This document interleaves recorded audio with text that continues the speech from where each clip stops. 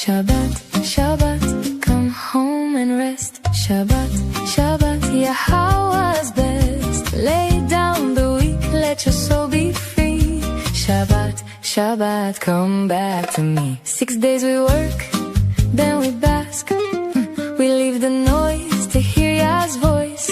We listen, we learn, we struggle to know. We walk with Yah through the Nakry. Shabbat, Shabbat, come home and rest. Shabbat, Shabbat, Yahowah's best. Lay down the weak, let your soul be free. Shabbat, Shabbat, come back to me. Oh, that's like we're all just swaying back and forth. Love the beat. It is Shabbat. Well, just moments from being Shabbat here in the Caribbean Sea. It'll be Shabbat for the rest of you a little later as the sun sets, but it is already Shabbat in Israel, so we can celebrate it nevertheless. It's good to see you all. It's I guess we're on now officially on our rotation, so that every other week we have a crew and different each time. Today, I think we actually have the Invisible Man too. Is that correct? Can the Invisible Man hear us and speak at this point? Yes. Shabbat Shalom, Havarim, and family. Today is the anniversary of the 6 Days War. But if you ask me, Israel's been at war with Yah for 2,700 years. Why are you shortening it to 2,700 years? I think Israel has been at war with Yah for 3,400 and almost 50 years at this point. They won. There you go. There we go. 3,450. Thank you for the correction. Well, I wish that Israel wasn't at war with Yahweh, that they have been at war with Muslims for 14 centuries. Not their fault. Well, it was their fault. They created the Quran. It was rabbis that told Muhammad those stories that became the Quran. So they created the religion, and they have been victim to Christianity, which has been the most anti-Semitic religion of all time for 18, going on 19 centuries now.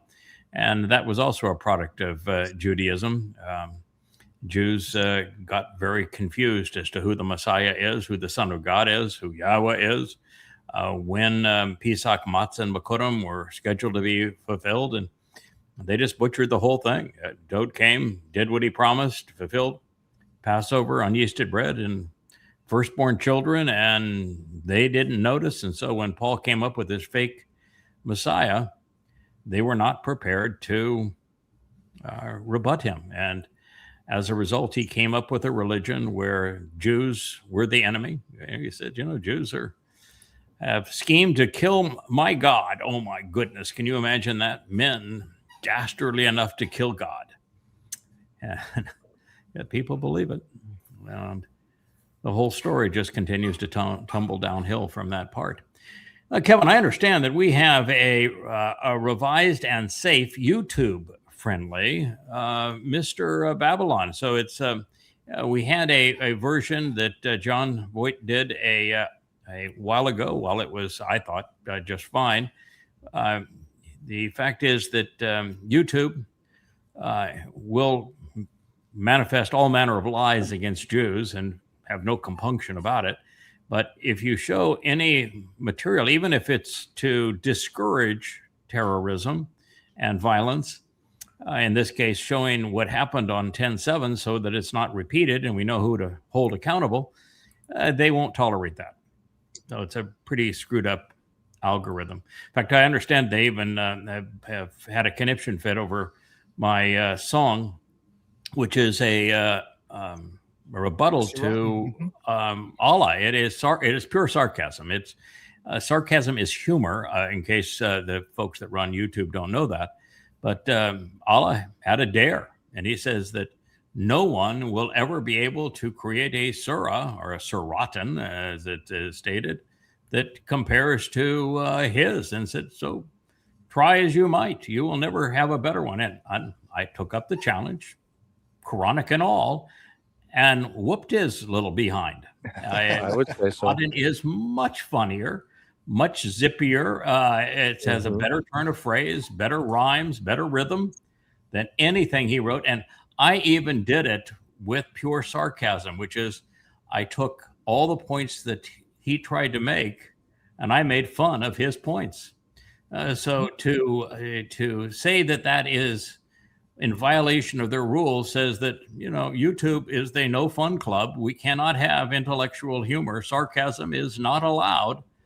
And poetry, that must be a really bad thing, because the scariest thing on that graphically, we have dancing skeletons. Now, if we're going to dance skeletons, then I guess we're going to have to, ban Halloween too, which wouldn't bother me at all. Spooky. But nevertheless, I didn't even bother to respond to them. It just, how do you have a conversation with a robot AI that has not been schooled on humor? Mm-hmm. Yeah, it's a complete waste of time of our time to try to battle back with them. Yeah. Yep. So anyway, we have a new Mr. Babylon. Mr. Babylon is Donald J. Trump. In case you are not aware, Donald Trump is the person who we identified 2 years ago, saying that he was the Torahless one, that he is the great betrayer of Israel, and that he now we know him as Rahab. We did a whole series called Antichrist, not because of the fact that there is an Antichrist, because there was no Christ, but that's the term that he is known by, the Satan incarnate during the last days. So we used it because it will resonate with people and identifying him as the Antichrist, and did it 2 years ago. But if you can go back almost, probably 15 years, maybe 20, that I was able to identify from Yasha'yah 17 and 18, that it would be the President of the United States of America, who at this time, during the fulfillment of Shabuw'ah, 7 years before the return of the Messiah with Yahowah, with Dowd, would be the one who betrays Israel. Mm-hmm. And they would do so ultimately by affirming the two-state dissolution, or the final solution against Israel. And that was deduced from Yasha'yah, Isaiah 17 and 18. So we've been on this now for, Mike, you probably edited it upwards 15 to 20 years ago that we did our first pass through Isaiah 17 and 18, where it became obvious that it's going to be the United States president. It's going to be the great betrayer of Israel, and that president's going to emerge at this time. And we just didn't know who that was going to be until this most recent election, and then announced the night of the election, Donald Trump is the person that Christians know as the Antichrist. He is Satan incarnate. And we've subsequently proven the point.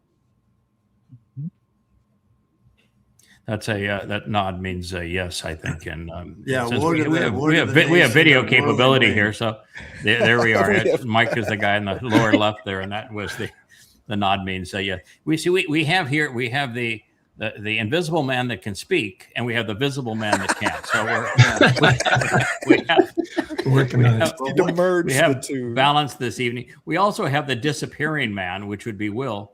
There he is, and the reappearing man. So we have a full cadre of characters, even a husband and wife, and that's pretty amazing for covenant families. How are you guys this evening? We're good. Good. Yeah, excellent. Good to have you back. All right, so if you wouldn't mind, let's play Mr. Babylon. It's done in reggae form. It was written by Leah. The graphics are by John. It is it's a marvelous tune. It's seriously fun. Mm-hmm.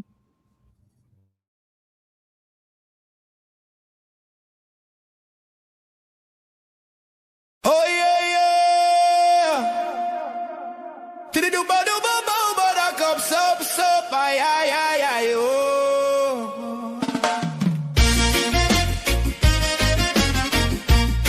Oh Babylon, yeah. Did it do ba do ba do ba da cup sup. Ay ay ay ay ay oh.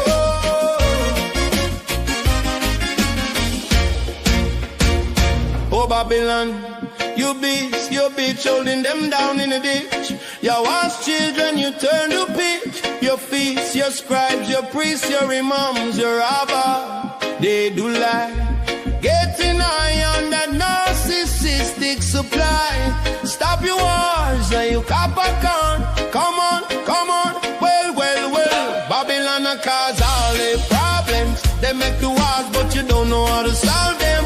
Oh no, you don't, no, no, no, no, no, no. Liars make all them trouble. Oh, they make the wars make you look.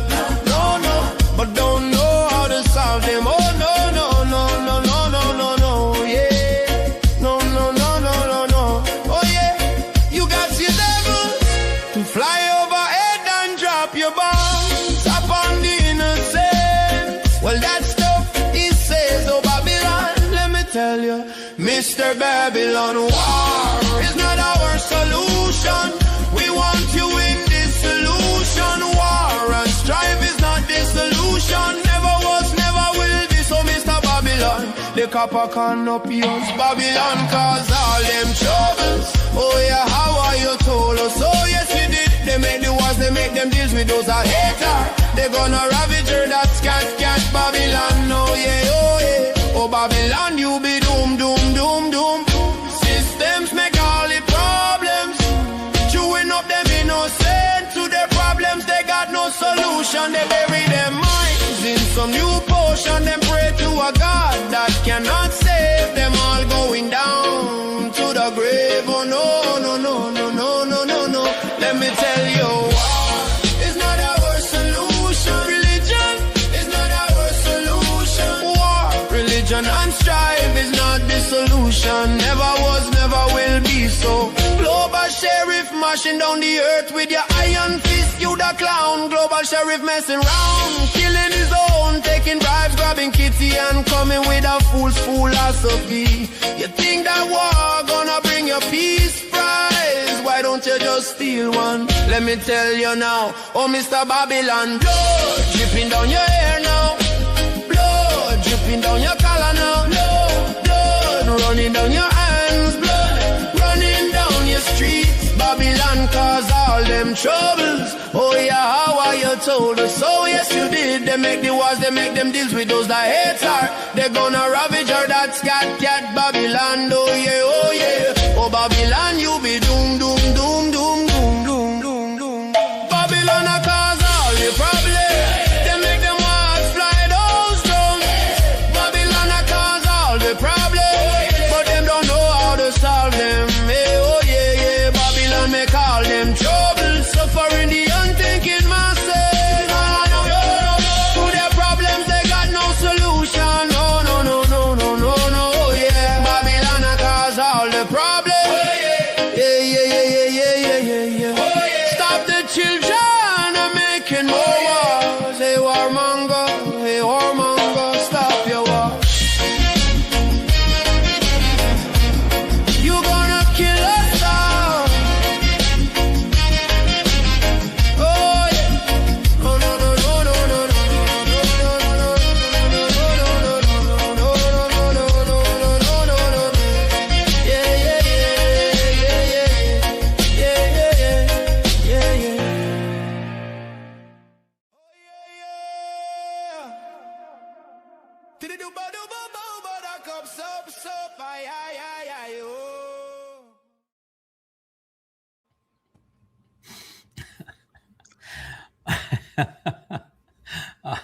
The Asher is the mix master at the end. It's just too precious. That was a presentation of Fulashidicus. He is the man who is trying to create the Fourth Reich. He is Der Fuhrer. He is Rahab, which is the term that Yahweh uses to describe the person that Christians know as the Antichrist. God doesn't have a Christ, so he has a Rahab. And he is the egomaniacal, narcissistic, sadistic, demon-possessed political coppercon that we know as Donald Trump. So as you have witnessed him speak and act since the time that we first announced that he is the one that everyone has been awaiting. He is Satan incarnate. What do you all think? You have a reaction to it? Do you think it's that claim that I've made going back now November of 2 years ago was accurate, or do you think that the jury's still out? Very accurate. It's just becoming more and more clear. It's becoming more belligerent and just, it's no question. And just nuts. It is nuts, isn't it? It's, the statements that come out of his mouth and how out of tune he is with reality. It seems to me like it's pretty cut and dry and real. The only thing we ever had any concern about was, he's an old fart. And even though the prophets say, particularly Gabriel tells us when he was speaking through Daniel, he said that, he's going to be long in days and he's going to come back in a flaming wheelchair. Not come back. He's going to end his days in a flaming wheelchair. Probably because of the bone spurs, Don't catch up with them. Goatish comb over hair. Ezekiel calls him the Coppercon. So the great confabulators. The great the great confabulator. Well, we're laughing at him, and not because we're libertards, because I don't think it's a libertard in the group here. We're anti-political, so we're not coming at him as people from the other side of the aisle. As for me, I'm way too conservative to be a Republican, so it certainly isn't my preference to pick on the the MAGA-ite, but you have to call it as it is, and that's the job, is to expose the negative influences in our societies. And when the prophets speak, they are never wrong, and they have congealed around a singular individual that they say is going to be the great betrayer of Israel, and he is Donald J. Trump. It's quite a song. Yeah. Yada. I think that your conclusions and assessment are irrefutable and unequivocal. And I do think he has a career, though, as a builder at the RBR in Sheol, the Rahab Black Hole Resort. Yes. It's a shame for him, though, that normally he likes naming rights. And that's the big deal in Ezekiel. The last third of the book of Ezekiel has the Coppercon measuring up this grand edifice that's going to bear Satan's name, as Satan claims to be a god through Trump. And it's all about him measuring up this great real estate development project. And that's the last third of Ezekiel. And but when it comes to Sheol, which is the actual name of hell, Trump doesn't get naming rights. His predecessor, the man who he resembles more than any other, which would be Paul. Paul is the fellow that created the myth of Jesus and attacked God and became demon-possessed, so he's in the same ilk. But hell is named Sheol, which is named after Paul. It's his actual given name. So Donald's going to have to get comfortable, not being the top draw. He's going to be the single worst person who ever lived, so he'll get that. He's got that going for him. But he doesn't get naming rights in hell. The primary author of the Christian New Testament. Can you imagine that? The guy that wrote the first 14 books of the Christian New Testament and responsible for the next 3, which would be Mark, Luke, and Acts, that man, the inventor of Jesus, a fraud, the ultimate con, he is the fellow that hell was named after. Yeah, that's not so good if you're a Christian, is it? Who'd have thunk it? No. Two people. No, not very flattering. Hasatan, facepalm. What I would like to do is, if you can set it up before we go into our program for this evening, and that I understand Mariah is the one who did most of the graphics for the song we played last week, the Journeyman song that has all of the motorcycle scenes. Yes. Oh, Luminaries. Luminaries is the motorcycle one. Okay. Luminaries. Yeah, Luminaries. That was you that did most of that, correct? Oh, yeah. It's a lot of it's Canva footage, B-roll. You just select different ones that are already in there and then drop them in where you want them. Yeah, good. Kevin is, though, enamored with it. Kevin thinks it's the best that we have done. I like it a lot, but it's the motorcycle. I would. You do have it, so you can tee it up, correct, Kevin? Whenever you're ready, yeah, I can play Luminary. Okay. Sure. Oh, man. So what I would like is since you chose the backgrounds for it, before we play it, why don't you share with us what it was about the song that drew you to create the graphics that you did? Because my view is that a song, when it's done the way we're doing them, communicates on many levels. You've got the lyrics, you have the melody, you have the voice, and you have these very inspiring graphics that draw you through the story. And I think that they are all equally important, not one above the other, so that you're actually telling a story with the images that we're watching. So why did you choose those images, and what were you trying to convey to reinforce that story in the Luminaries?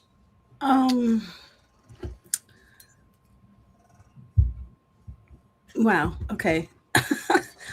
The traveling the path. So the Luminaries light up the way, and it's kind of a guy on a search, right? Like, so there's that first image of the shepherd and the sheep and the fog that's referenced in the beginning of lyrics, and then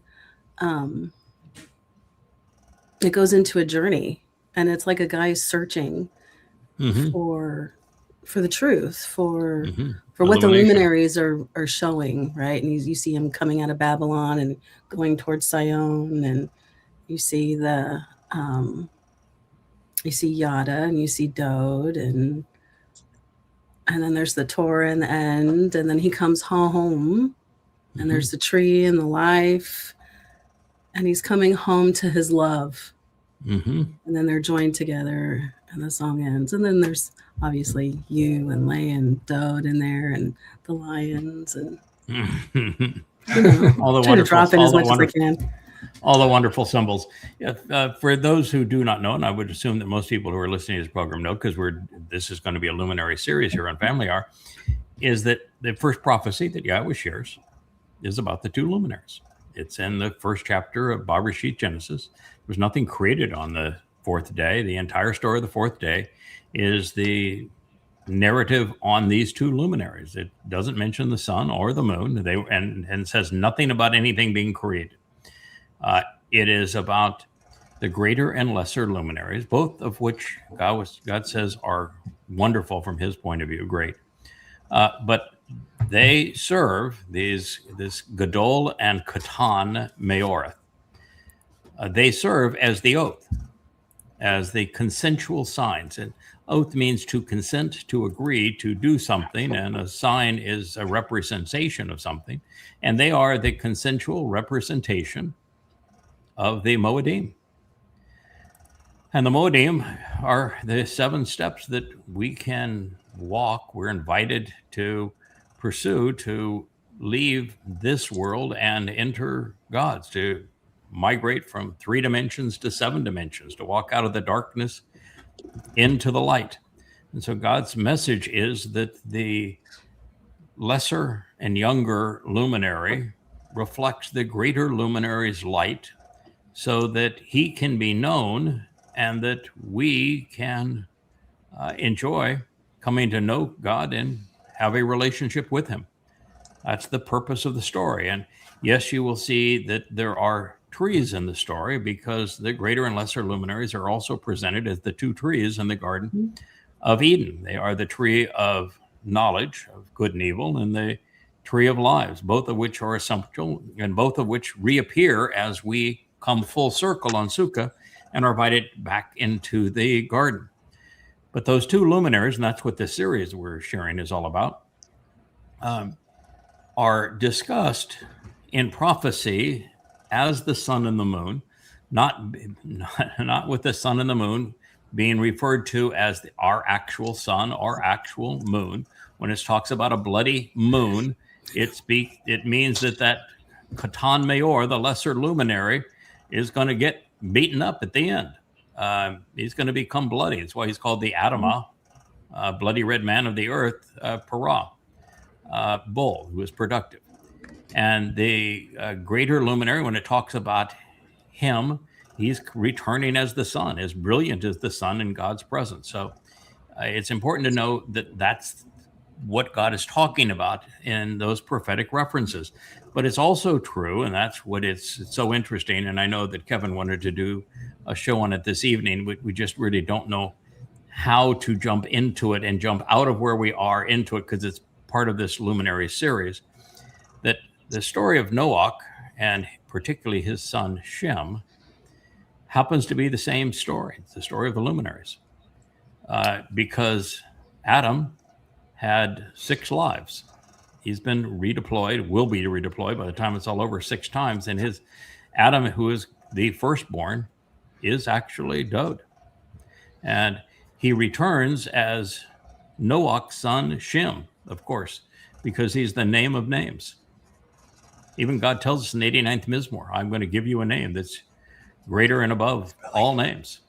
And he, as Noach's son, makes many appearances even during that life. And I have deduced them, and we're going to share them. It's really an interesting story.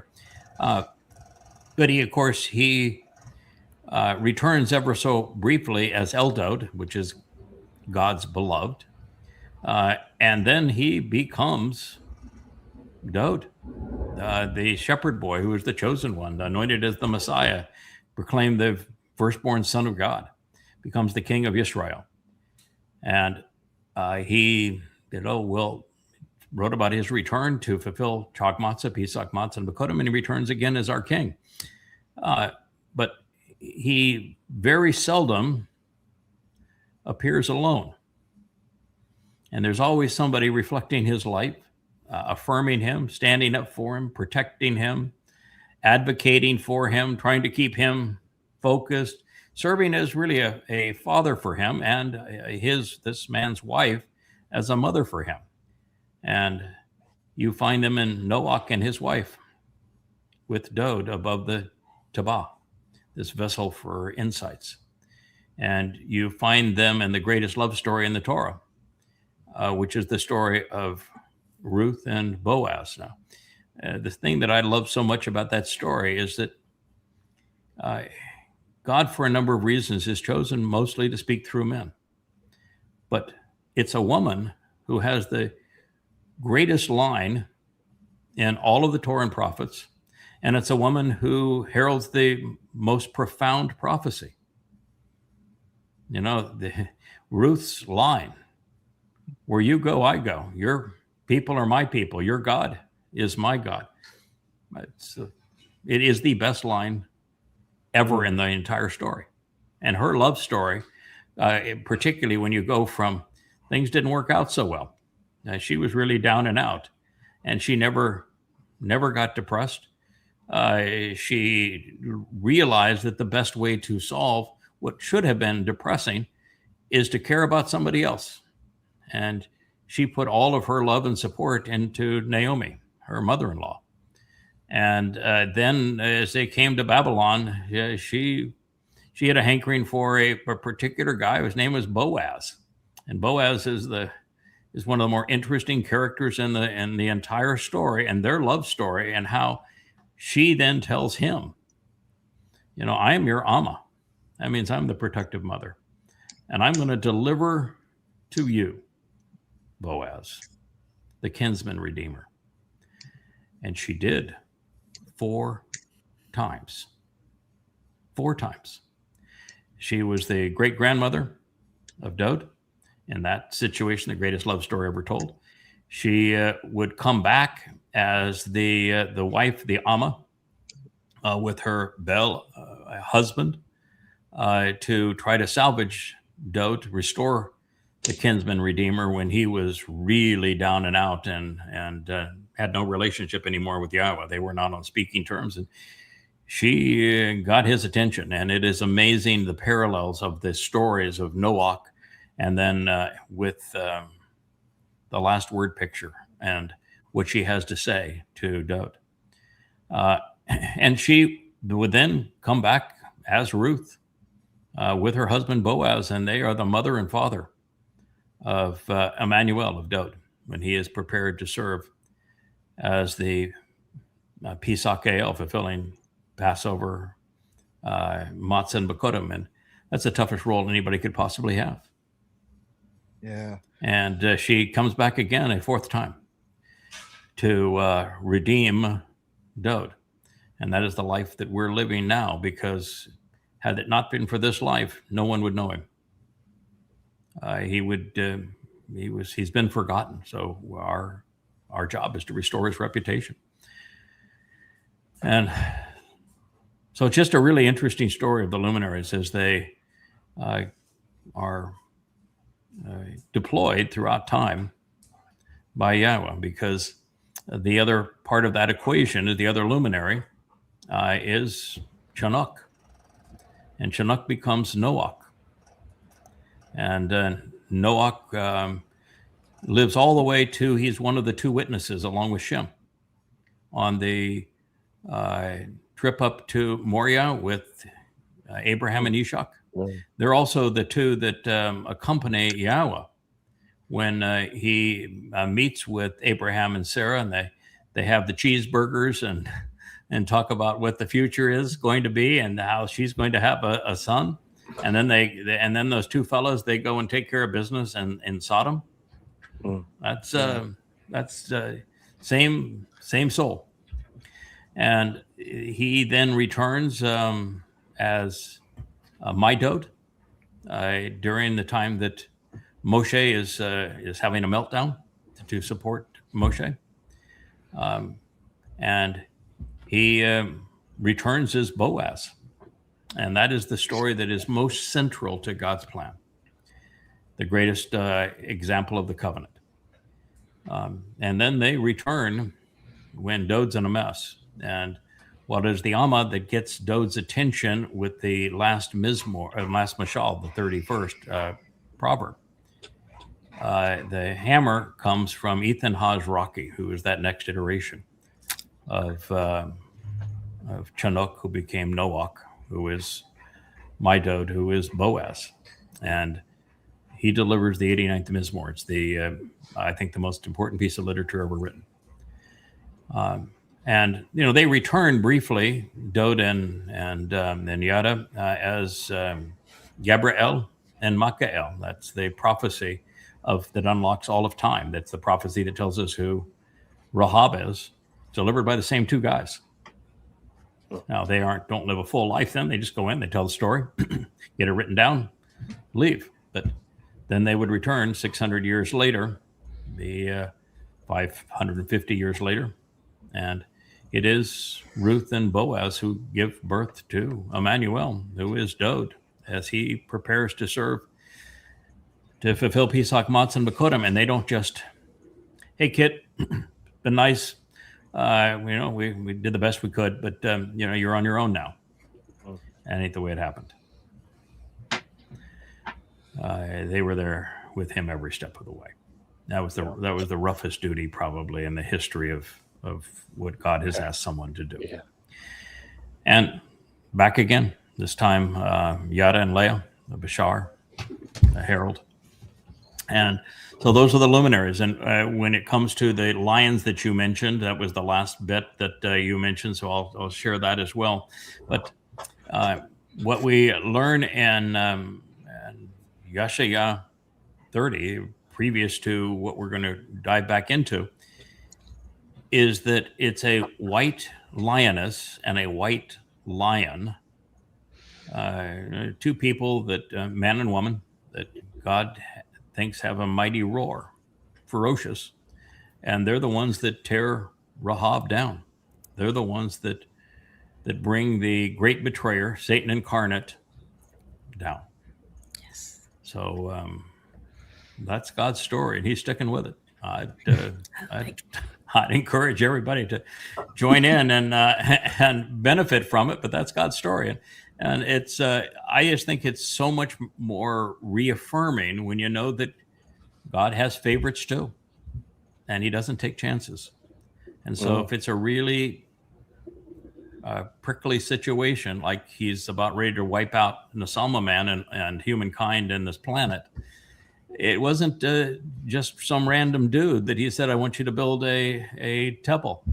It was the one that he chose and trusted. It was Noach, who was Chanowk. And so that's what God has done all the way through. He didn't go to an 8-year-old shepherd boy that he had never met out there in Bethlehem and say, this is my chosen one. I'm going to go all in with this boy. No. He knew him from multiple lives prior to that time.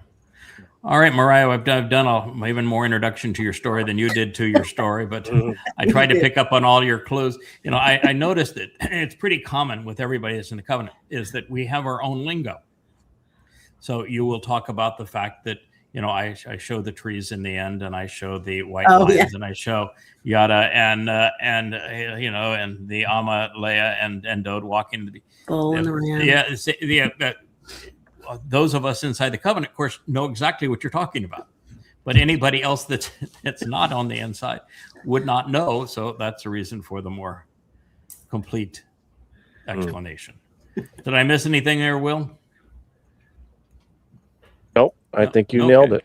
All right. How about Invisible Man? Right on the money. Okay. Let's play it. Let's play it, Kevin.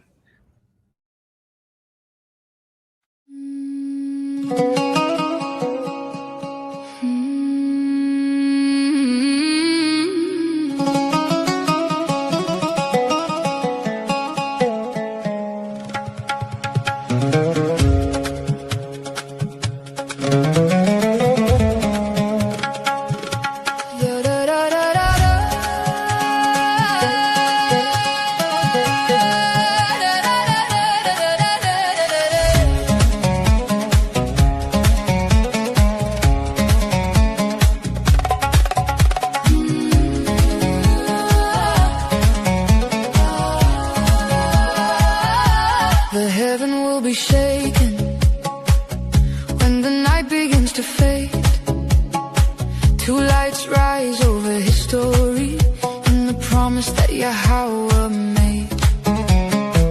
One to lead us out of Babel, one to call us by our name, guiding souls from lies and fog into covenant flame.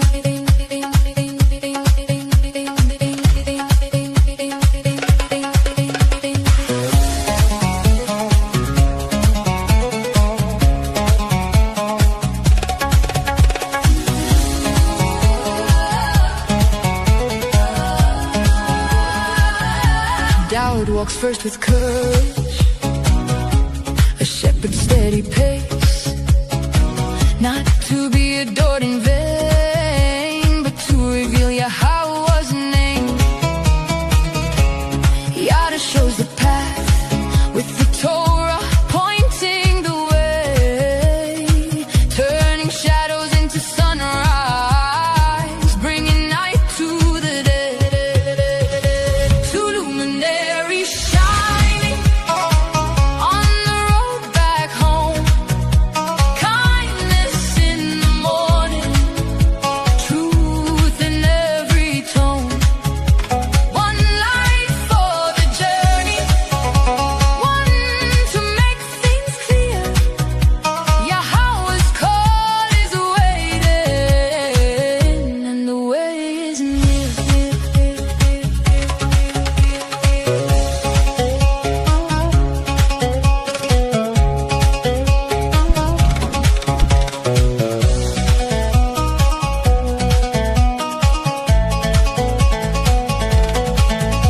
No incense to tyrants, no praise for man-made gods.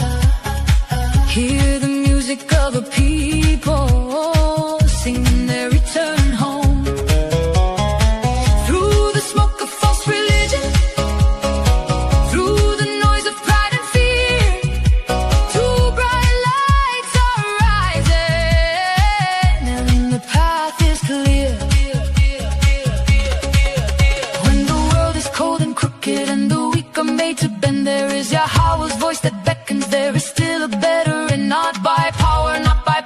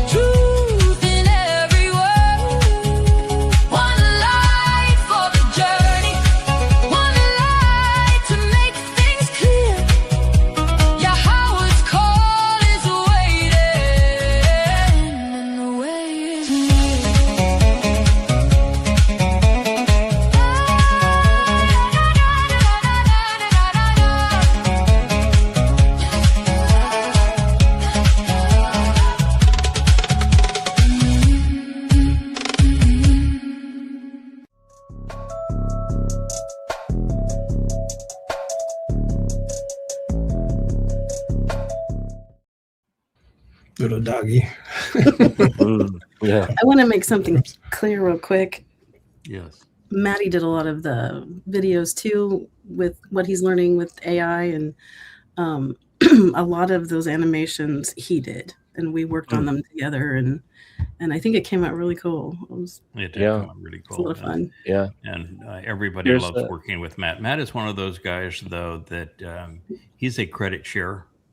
Matt's come a long way. So, and I'm glad you mentioned that and giving him credit, but I don't think Matt would have minded at all. He has navigated to a place where he realized power is in sharing. Power is in caring for other people. He is really, really good at that. Yeah, he's awesome. And it's a delight to be around. And a delight. One of the things, yeah, he is. And one of the things I did not share is that the two luminaries are also represented by two animals in God's story. One is the ram. He serves as the Passover lamb, but the ram that's the head of the flock is Dowd, and the other is the bull. And the bull is the one that is sacrificed on Taruw'ah, but the bull is the one that's just no nonsense.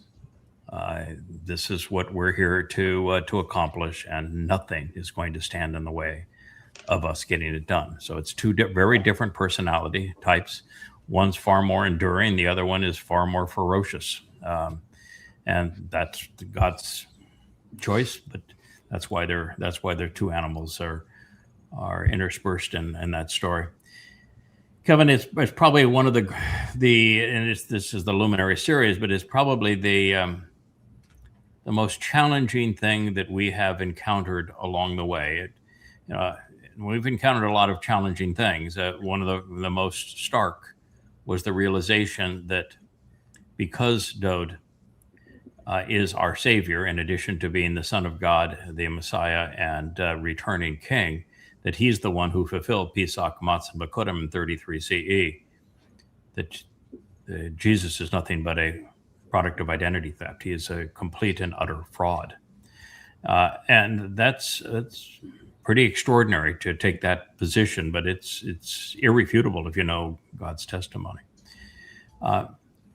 That's pretty bold.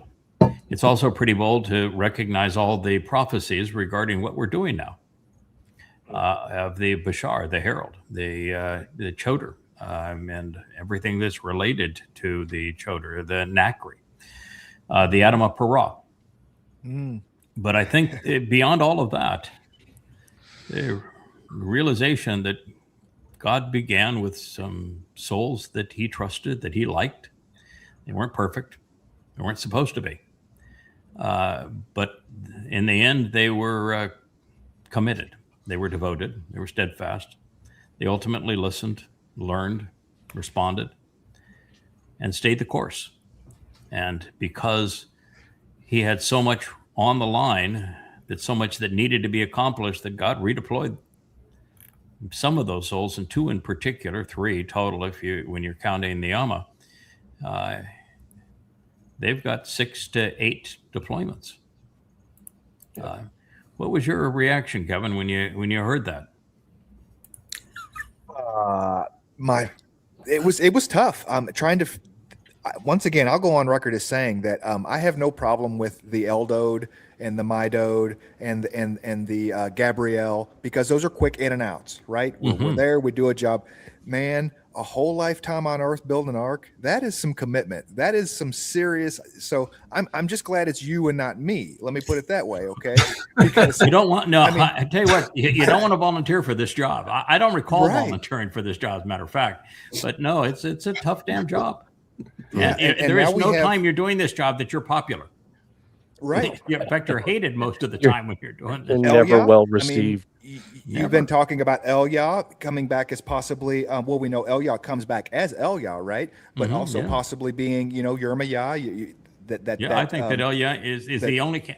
Clearly, there was a predecessor to Yirmiyah. God makes that very clear. And the most likely predecessor, if you look at the time and personality, would be Yah. But I don't think Yah's first experience was his first go around either. I mean, he's the most logical person as Samson. I don't think Moshe was that. I don't think God went all in with Moshe.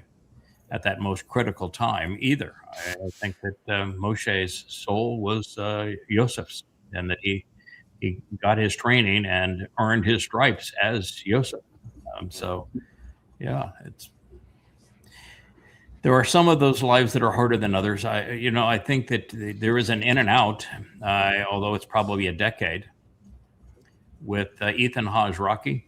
Mm-hmm. He doesn't come in as a kid. He comes in probably at 70 years old, certainly 60, but probably 70 years old, because Dowd would have been 60. So he's a father figure, so he's at least 70, and probably leaves at 80 or 85. That was short, but yeah, man, that was the toughest thing of all to overcome. You were dealing with a very perturbed man, very set in his ways, exceedingly egotistical, having trouble with alcohol, having trouble with power, having trouble with women, and to straighten that out, that was quite a job. I think the toughest was actually coming back as Boaz and Ruth, particularly after that idyllic life in Bethlehem. I mean, that was that whole story. Gosh, and I'm probably only a couple of days now from being able to translate, but that is really a cool story. And having had that life, and then you're redeployed as husband and wife, and as Boaz and Ruth again to deliver the kinsman redeemer, but this time you're delivering him to be crucified and then to go into hell. And God picked at least the father figure of that man that's not capable of leaving him. In other words, Dowd wasn't crucified alone. No. He didn't go into hell alone. Right. And his mother endured a great deal at that as well. That was easily the toughest of all. But you're right. A 930-year life. Now 350 of it were after the flood, and with 500 years of it were before it. And he did have help with his three sons and his wife and three other wives of his sons. But that was a long go.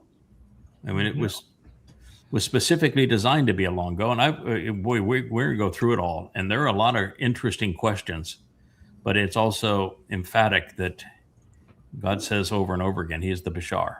He is the Adamah. And so it's a really fascinating story.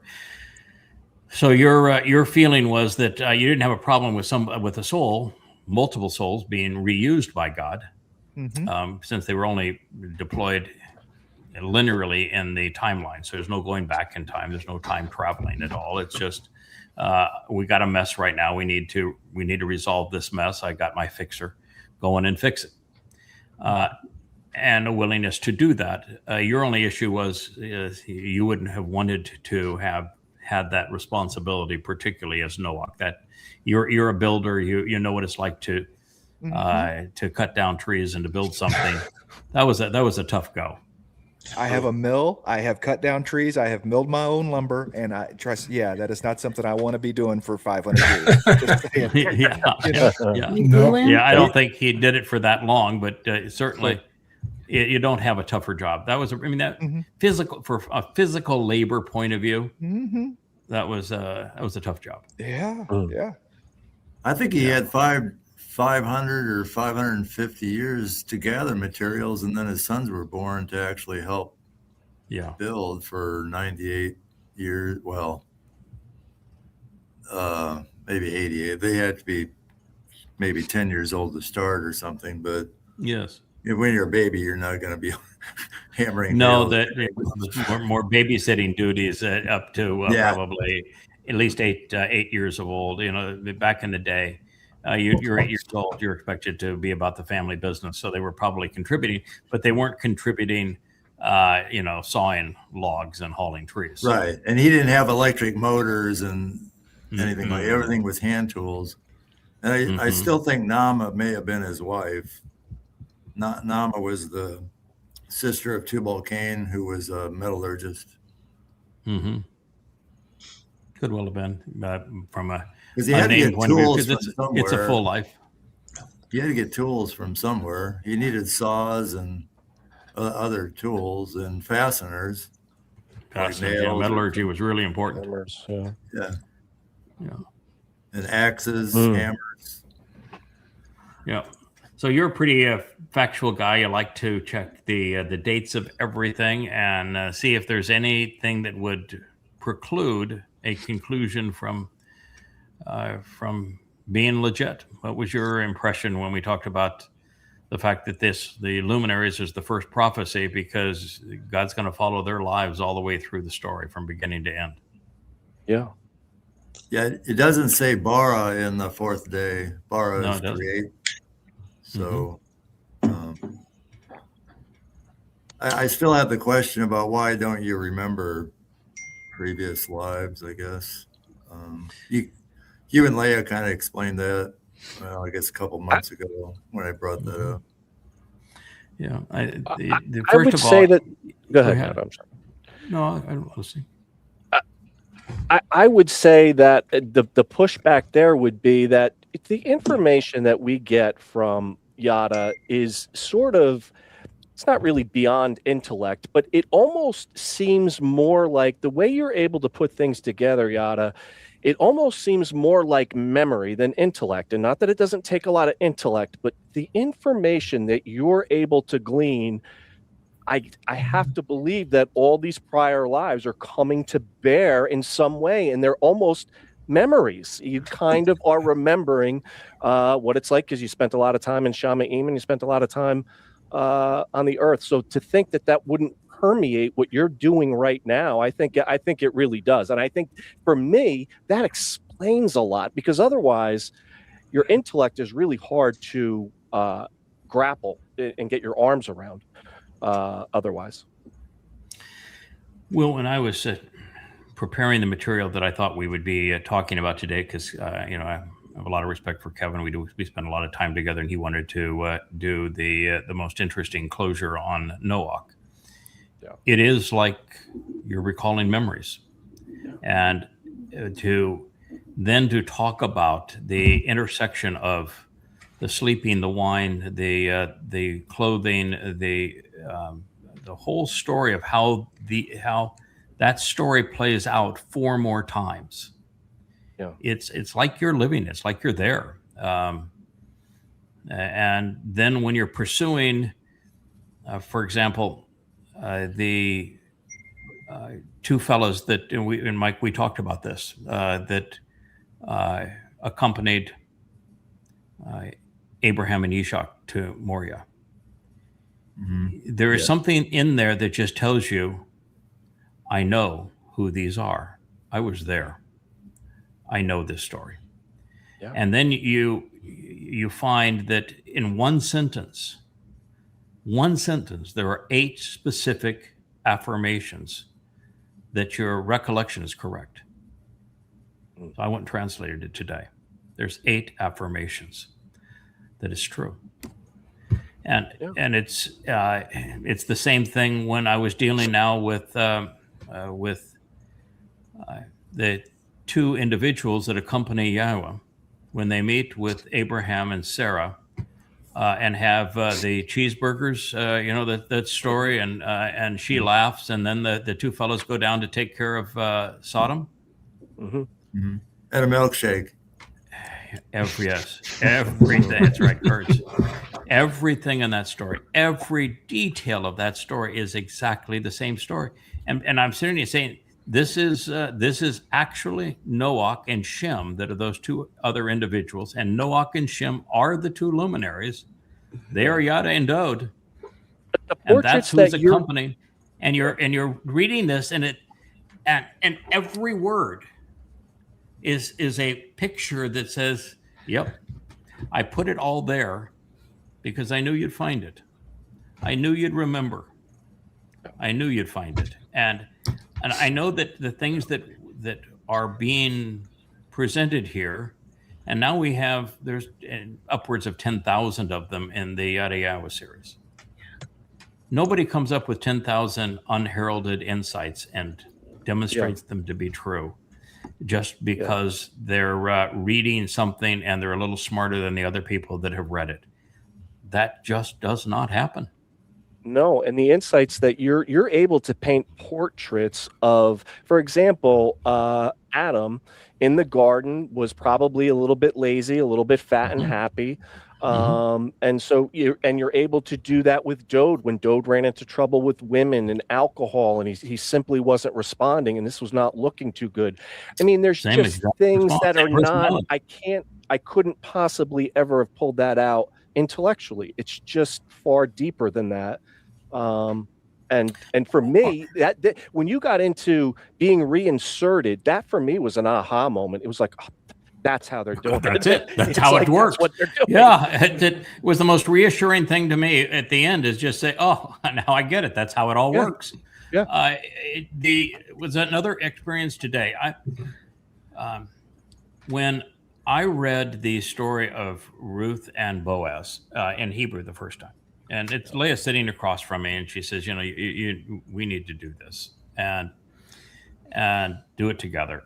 And we did. And when I read that she came to him as she knew he was going to be intoxicated because he had partied with his team, fulfilling the second harvest would have been Shabuw'ah, and that he would have just crashed right there with everybody else he had been working with on the threshing floor, and he'd had plenty to drink, having a good time. And that her first line to him was so incongruous with everything. Talking about covering herself. She's at his feet, covering herself with his cloak. And when I'm sitting there, okay, there's a reason for this. I have seen this before. I know this story. And it took me, and I didn't have the chance to translate it, but I knew that if I went back to the story of Noach, which I would start at the beginning because I wanted to know the whole story, and whether my sense was right that Chanowk was Noach, but I knew how that story ended. And it ends with him getting intoxicated. He was partying. It wasn't a good time. And he fell asleep in his tent after having a really fine time. And it talks about covering him. But what did Ham do? What did Ham do in that story, though? Yeah, it's Cham. It's Cham, which is really interesting because he appears on the story of the two individuals that when it's Noach and Shem that join Yahowah in visiting Abraham and Sarah, both Cham, C-H-A-M, and Yepheth are both there. Their names appear in the introductory statement about that event. Now they're not there. It's just what God is saying. Yeah, you're right. This is who these people are, and I just thought I would throw in their names into the text so that you'd notice it and say, "Yep, okay, now it's really clear." That's the beauty of the whole story, and I spent a lot of time talking about it today as I was writing about it. Cham actually does nothing. He does nothing. He looks. That's it. That's it. He does nothing. He does nothing else. He does not go inside. He doesn't touch him. He does nothing. And that's why it was so interesting that when Noach awoke, the first word out of his mouth was Yada. But he could not have known. So why was the first word out of his mouth Yada? Because he was asleep. He was really, really sleeping because he had laid one on the night before. And nothing wrong with what he did. Nothing wrong with sleeping naked. Nothing wrong with having a good time. Nothing wrong with he made the wine and drinking the wine. And he was celebrating. Boy, you work as he did on that Teba. Damn right he has a right to celebrate. But Cham did nothing except he is a bit lippy. It doesn't say what he said other than he was very conspicuous in his conversation with his brothers. Didn't say what he said. Didn't even say that, and clearly he did not actually do anything. So then you have to say, all right, you have one of the great stories ever told. And now you've uncovered 50 profoundly interesting insights about this story. Why is it concluding with this? Why, after all of this time with Noach, he hasn't said peep? He hadn't said one word. And we don't find anything from him until he talks about this incident where he was seen, but nothing happened. And so I was drawn to it because I began in the whole story days ago because I was drawn to it because I knew I was going to translate Ruth. And I knew that I had to have an answer as to why Ruth said what she did when she approached Boaz on that threshing floor when he was intoxicated and asleep about covering him. And it is really interesting that it appears like that. And you've got to say, well, why am I hearing this story? And it turns out every aspect of that story is prophetic. And it's all designed to tie these individuals together. Noach and Shem, Ruth and Boaz. When the Amah meets with Dowd, he's drunk. He's been sleeping during the day, hasn't he? Mm-hmm. He has been naked, but his big issue was he saw a woman in her home naked. And she tries to resolve those issues with him. It's the same story. And so it's God's way of saying, I'm going to give you a host of clues so you can tie all of this together because I want these individuals connected. I want this story connected. I want you to understand the full cloth of what I am sharing with you. And, it goes on to have some very specific prophecies of what's going to happen. Who Shem is. He's the blessed one of Yah. He's the name of names. And then who Yepheth is, and he's just open and pliable and gullible. And what you find is that God says that through Noach, that he's going to live in the tents of Shem. And he is a lightweight. I mean, the best way you could say it, his name means he's a lightweight. Well, do you know somebody that's going to be a lightweight? Not going to have a lot going for them? Their only claim to fame is they're not overly indoctrinated in religion and politics, who are going to abide in what would be considered tents, camping out with Shem, who is Dowd. Are you aware of a story that might put you in that direction? Anybody have a guess? Yepheth is the mortal remnant of Yasha'yah that comes into Jerusalem as an empty slate. That Noach, as the Adamah Parah, purges. So they can enter the tents of Shem, who was Dowd, and begin again. Now, so who is Joseph like Joseph? No, yes. Yepheth. It's based upon the Hebrew verb to be open and gullible and easily persuaded. Not Joseph. Yepheth is the proper pronunciation of the second born of Noach. Now, Cham. Actually, third born of Noach. Cham, which is everybody pronounces it as ham, but it's a C-H-A-M. Yeah, it means hot.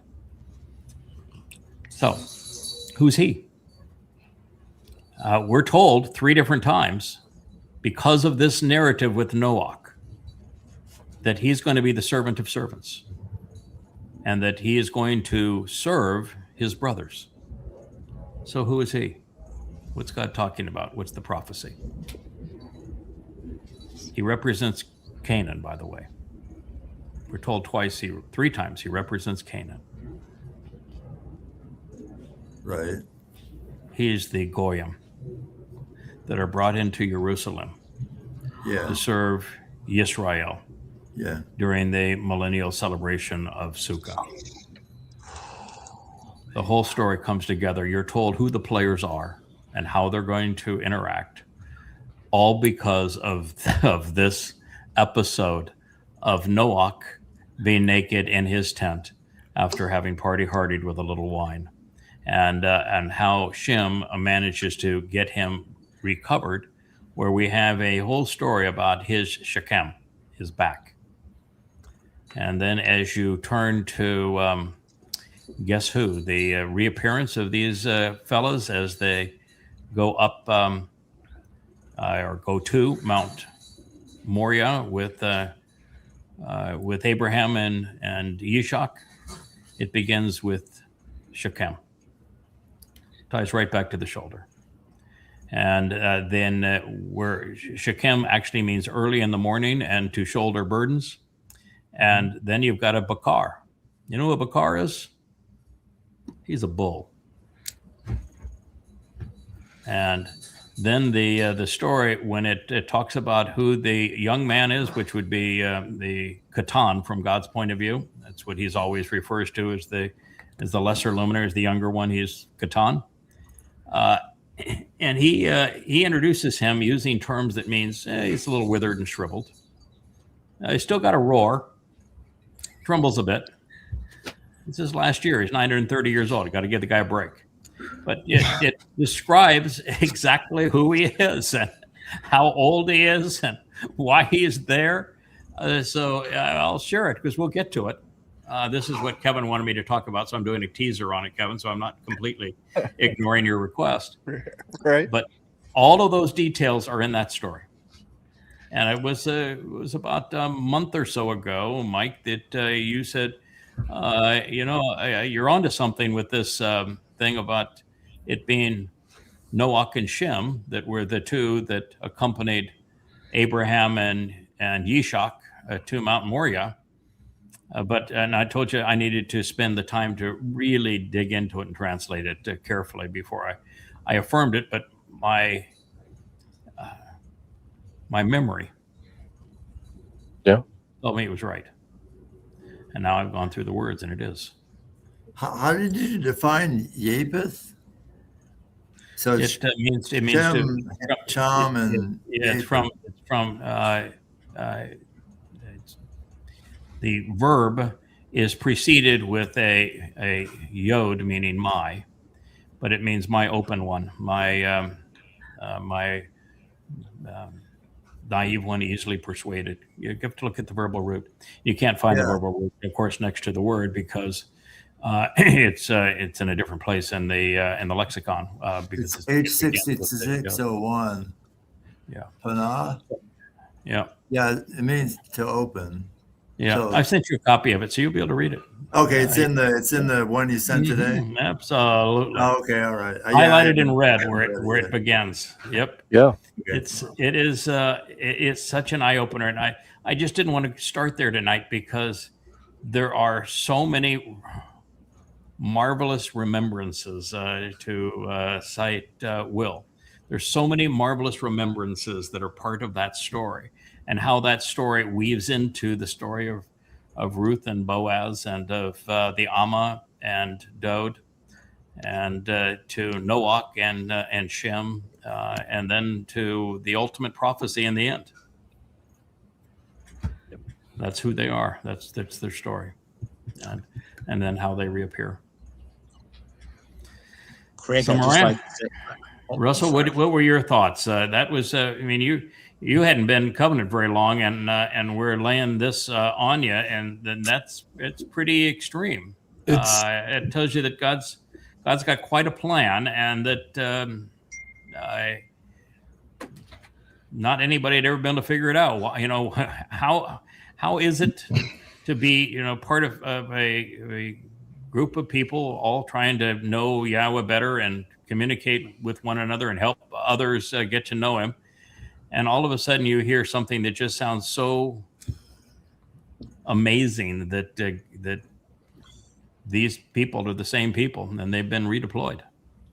Yeah, Mariah's giving it away a little bit by laughing because I think it was February 27th, the first Shabbat show, family show, and that's when I believe Adam was Dowd And then everything from there was the deployments of you throughout. And so, yeah, it was it was surprising. So there was a lot to ingest there. And then the more I've learned, the more it makes sense. But at first I didn't know enough for it to make sense. So it originally, what I even said, once we figured out the last word picture, once we went there, and the moment I read and started dealing with the last word picture, the gig was up for me. Everything fell in place. I said, this is what God is saying. These are who these people are. And so it was just, and I couldn't talk much about it, but I knew it. And it began for me with Chanowk. I had to go all the way back to Chanowk and say, that's okay, I know who that is. And then I said, oh, I know who Adam is. And it's been ever since that. And what I said is that at that point, we had to be off of social media, because this is not something that somebody who doesn't have a knowledge base is going to be able to process. You can't deal with what we're dealing with now unless you know who Yahweh is, and you know who these people are, and you know what his story is, and you know what the pinch points were throughout history where it was almost over, where it came really close to being over, and how God resolved that with the team of people that he likes working with. If you know his story, it's stunningly reaffirming. If you don't know his story, it's just going to completely fry your circuits. And so that's when I said, I'm just so glad that it just so happened that Joe was able to make our website a reflection of social media, of X and Facebook without all the trash, and that we could actually have members that sign up and can communicate with one another, and we can post away and talk about these things in a family environment and reinforce one another. And I don't think this works on social media. I don't. The exposure, I wouldn't share it, because the exposure wouldn't be worth it. It'd be way too harsh by people who just don't know any better. And the last thing you want to do is to have to be explaining this to people who are never going to understand anyway. Right. Over and over and over. I don't want to. Yeah, and my sense is that if you're open to God's plan, his story, his people, and you come to understand you're not looking for perfection, but there are times where things got really rough, and it's all real and very raw. And if you know who he is, how he interacts, how he has chosen, that he is never going to overpower us and intervene directly, work through people of his choosing, the whole story then falls in together. And it's so I think, Will, you are correct. It's what I have been sensing every day for these last few weeks, and particularly today, is I know this story. Sure. I live this story. You know it before you even see the words. Then when you see the words, you just laugh. At one point, I said, okay, God, that might have been too clever there. These things are confirmed in your memories. Yeah, you may have pushed the clever scale there. But yet, when I translated it in the stuff on Noach, the second volume of Yahowah, never gone back to it really at any material degree. And so there's no way I could have recognized it 20 years ago. May I make a comment, Craig? Yes, please. The Invisible Man. Invisible Man. Yeah. From Bereshit onward, from the initial description of the Ma'or, the Gadol Ma'or and the Katan Ma'or, it's the tapestry that Yah has set forth in his enduring testimony. It shows the complementarity and the dependence between you, or I should say, you and Dowd, and then the complementarity between Ruth and Boaz, it basically is like the DNA that repeats itself and recurs throughout the testimony, story after story after story after story. Yeah, personality doesn't change. They are the exact same personality all the way through. Same attitudes, same aptitudes. And what's really interesting is that Dowd, who was firstborn as Adam, he is the key to the whole story. God favors him, loves him more than anyone. His son is volatile, however. His son is sometimes too emotional for his own good. And he really has a tendency to go offline.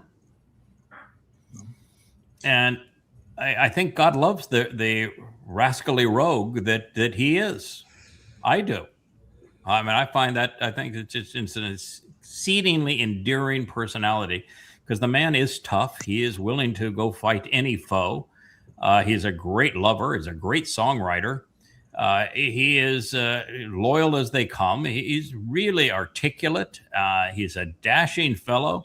You know, not everybody that can put on an ephod and strip down naked and you're king and you're going to dance while the Aaron of the Bereth is being brought into Jerusalem, and then you're going to unleash some one-liners on your cantankerous wife.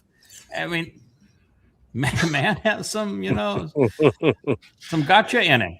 And so I love him, but I'm going to tell you, he has a tendency to go offline on occasion. And if there's anybody that needed support, it's Dowd. Well, it provided the fertile ground for Ruth and Boaz to perform the most significant and important therapeutic intervention in the history of humankind. Yeah, and of course that wasn't their first. No, they were married back in the Chanowk days, and the unnamed wife of the Tabah is Ruth. She's Noach's wife. Now I know that, Mike, you've got a different name for her, and that's fine. I mean, it doesn't matter what her name is. I'm just telling you the personality is going to be through all of this. I've had the same wife. Could Naamah be Amah? Yeah. There's no reason for Naamah's name to be mentioned in Genesis. Let's see, like 4:20. Yeah. It's in the 4th chapter when it gives. Yeah, I Naamah would was tell you, the sister of Tubal-Cain. Yeah. There's no reason to mention her if correct. She doesn't. Why mention her unless she's there for a reason? That has been the driver for so many of our discoveries. I'm saying, you read that Dowd was lethargic. He was sleeping during the day. He was drinking too much. And I said, where did I see that personality before? Or you see the covers uncovered on Noach, and the covering mentioned with Ruth and Boaz. You have to say, why is this here? Why did God tell us this? And it just can't be a throwaway line. There's always a reason. And Naamah may be the reason that she's mentioned, because that's what Noach's going to need. He needs a metallurgist. Yeah.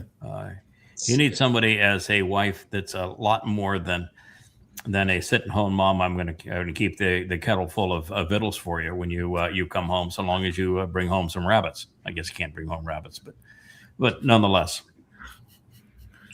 I think again, that's the 89th Mizmor is by far, the most significant piece of literature it is ever composed. Changed the world. It basically, along with the intervention by Ruth, basically saves the remnant, which none of us would be here without it. And he doesn't fulfill Pesach, Matzah, and Makodim without that intervention. Absolutely not. And to just jump ahead, and I know we've discussed this and you've mentioned it in the podcasts, that as we come upon the end of as we get to the latter part of the story, the fulfillment of Shabuw'ah and then Taruw'ah, when the greater remnant, the greater Ma'or gets so angry and outraged when the Adamah Parah is sacrificed, and the kinsmen, his people, are cheering it on. And rage that's where we're going in Yasha'yah 30. That's where we're headed. Yasha'yah 30. Dowd is there's several places where Dowd gets flat out mad, and this is one of them. He is absolutely beside himself that his father, the man who stuck with him all the way and restored his reputation in the end. And, he understands the sacrifice we had talked about that was going to happen. He has no problem with the sacrifice. He had any problem with the sacrifice even being brutal.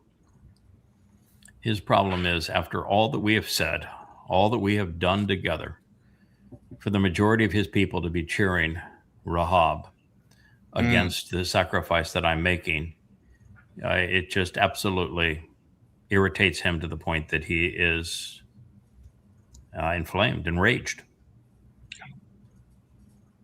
Our relationship isn't strictly arm's length. We aren't just casual friends. Our lives are deeply enmeshed. There is, there's great love, and it's so interesting that because Dowd was the firstborn, that his father is called the Katan, the younger one, but Chanowk came next, and so that soul is not as old as Adam's soul and Dowd's soul, and it makes for a beautiful story, and it keeps the right perspective, because the man who supports Dowd to make him able to be who he is a distant second fiddle to Dowd, and that's the way that God wants the story told, and it's the way it plays out all the way through. Just you define the term Adamah Parah, what it means in its raw, basic terms. Man who sacrifices himself. Right. Yeah, it's the bull in the ram's head as the Aleph, and then it's got the Daleth Mem, which is blood. And it is both the ram who shed his blood on Pesach and the bull that sheds his blood on Taruw'ah.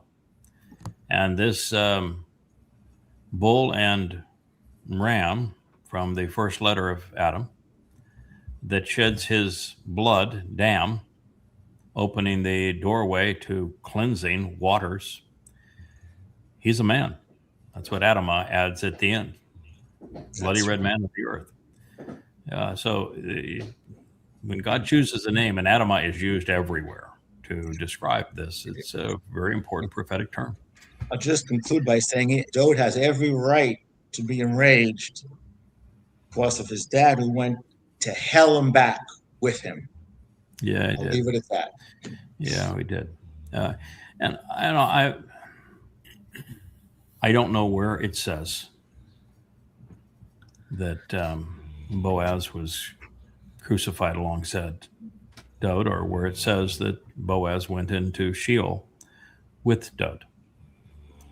But I know Yahowah really well. And I know Boaz really well. And I know it's not in either one of our nature to allow either of those things to happen alone to our son. So I know that I'm not even looking for it because I know it's there, but we're going to find it one day. But even if we don't find it, that's okay. I know it. It's how we're made. It's who we are. It's what we would do. It's what Yahowah would do. It's what Yahowah wanted. And it also takes into consideration that our son does not do well on his own. And he was not made to do well on his own. And what does God say? It's not good for Adam to be alone.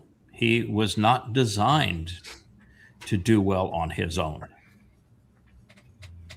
And I think that, Cara, okay, I guess you're not biting the cables. See Cara underneath the table. She's got a yak that she's trying to play with. But it's a very important point that Dowd was not designed to be on his own.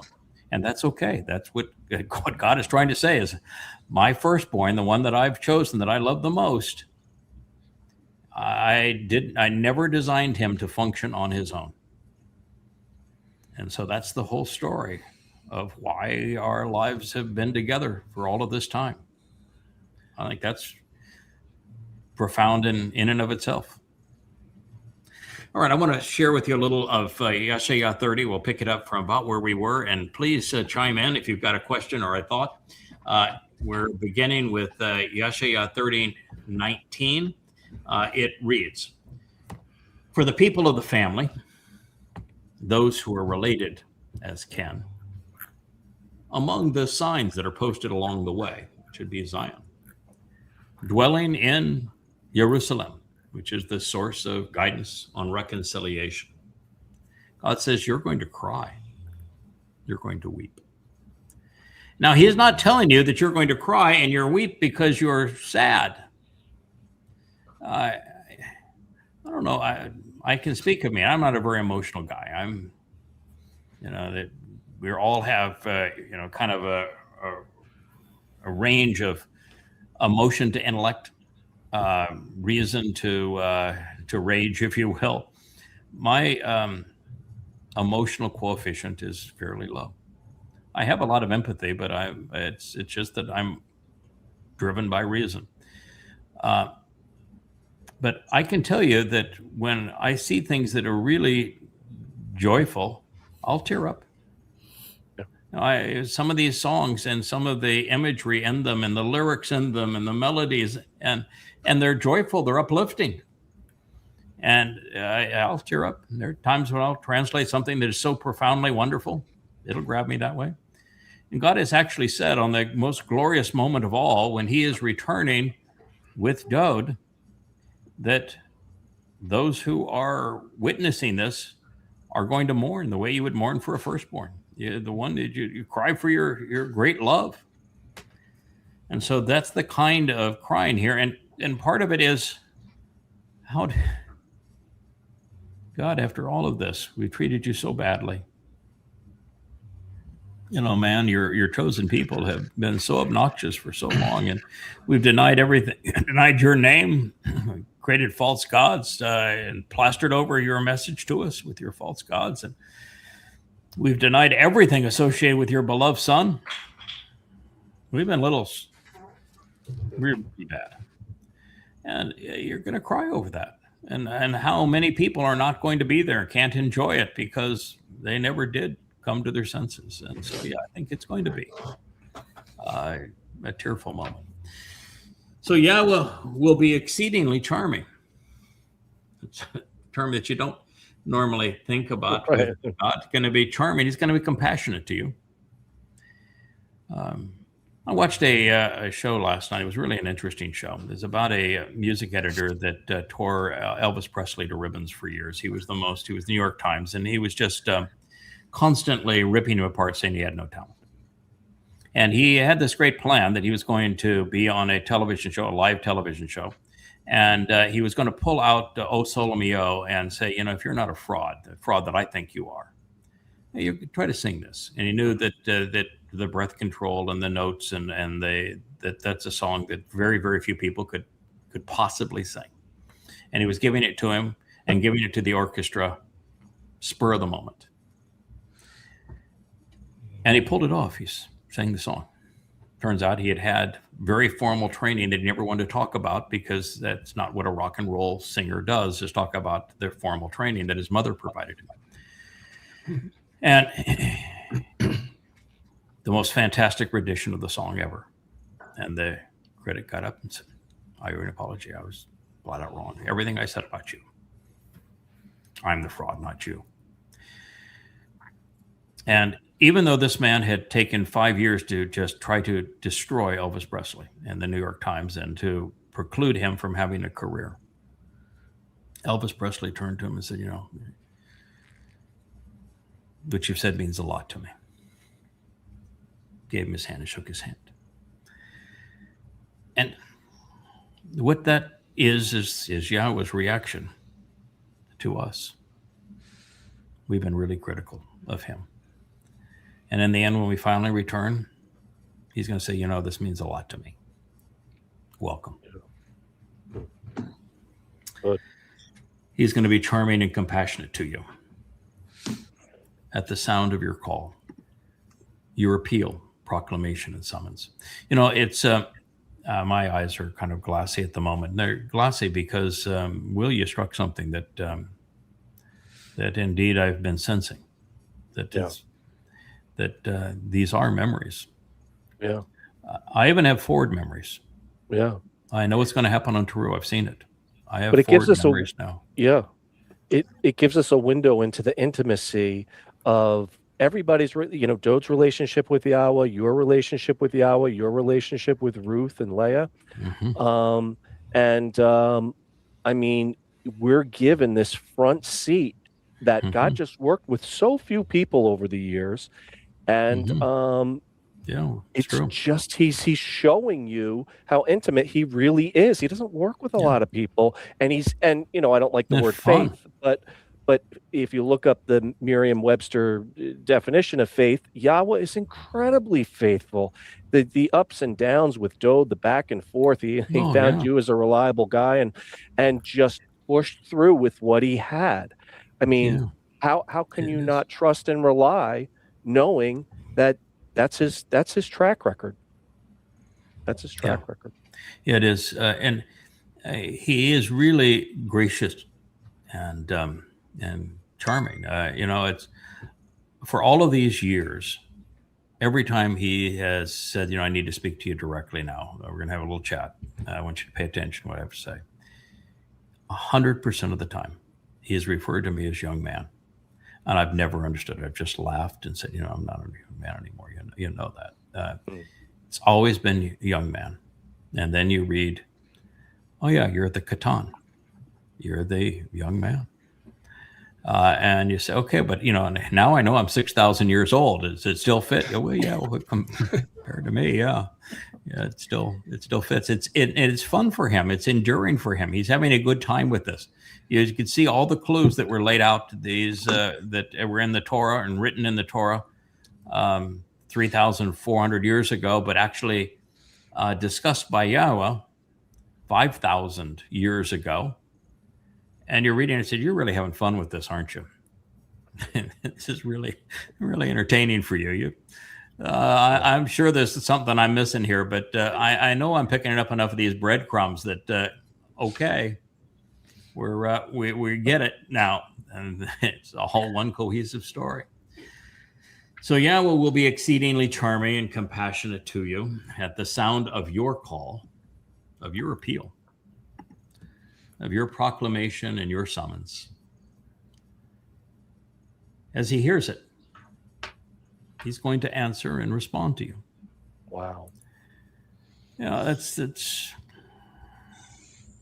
speaks volumes of him after all we have done to him. And he says, you know, this is all I was really looking for. So yeah, absolutely. I'm so delighted that you're calling to me. I'm so delighted that you're here. And he's just on record saying, I'm going to be charming. I'm not going to hold grudges. I'm just delighted that we're all finally together. So for 6,000 years, our God has pleaded with us to respond to him. And now that the relationship is being restored, he is eagerly responding to us. Shub for shub, after all. It is what we would expect of a loving father, but it's still asking a lot. Now, in the second chapter of Yoel, which we had reviewed previously on Luminaries, we found ourselves dancing in the autumn rains. And one of these days, I'm sure that's going to be part of the lyrics of one of these songs. It's Moreh. Moreh is an outpouring of Torah teaching as the autumn rain, the autumn of our time. And of course, it's Taruw'ah and Kippurim and Sukah are all fulfilled in the autumn. So it is the autumn rains of Torah teaching, and they were broadcast brilliantly through the prophet Yoel. Well, before he wrote of them, so did Yasha'yah. And the word that led us to this whole concept is Moreh. It is a compound of Ma, to ponder the implications of, and Yara. Yara is the source from which teaching and guidance, instruction, and direction flow. Yara, as we know, serves as the actionable root of Torah. That's why Torah doesn't mean law. It means a source of direction and guidance, teaching and instruction. So let's listen as I think the greatest wordsmith to ever serve with Yahowah. Although there's some who are really, really close. So Dowd is impassioned, but Yirmiyah is really intellectual. Yoel is the one that's the sleeper. He is brilliant, but my guy is still Yasha'yah.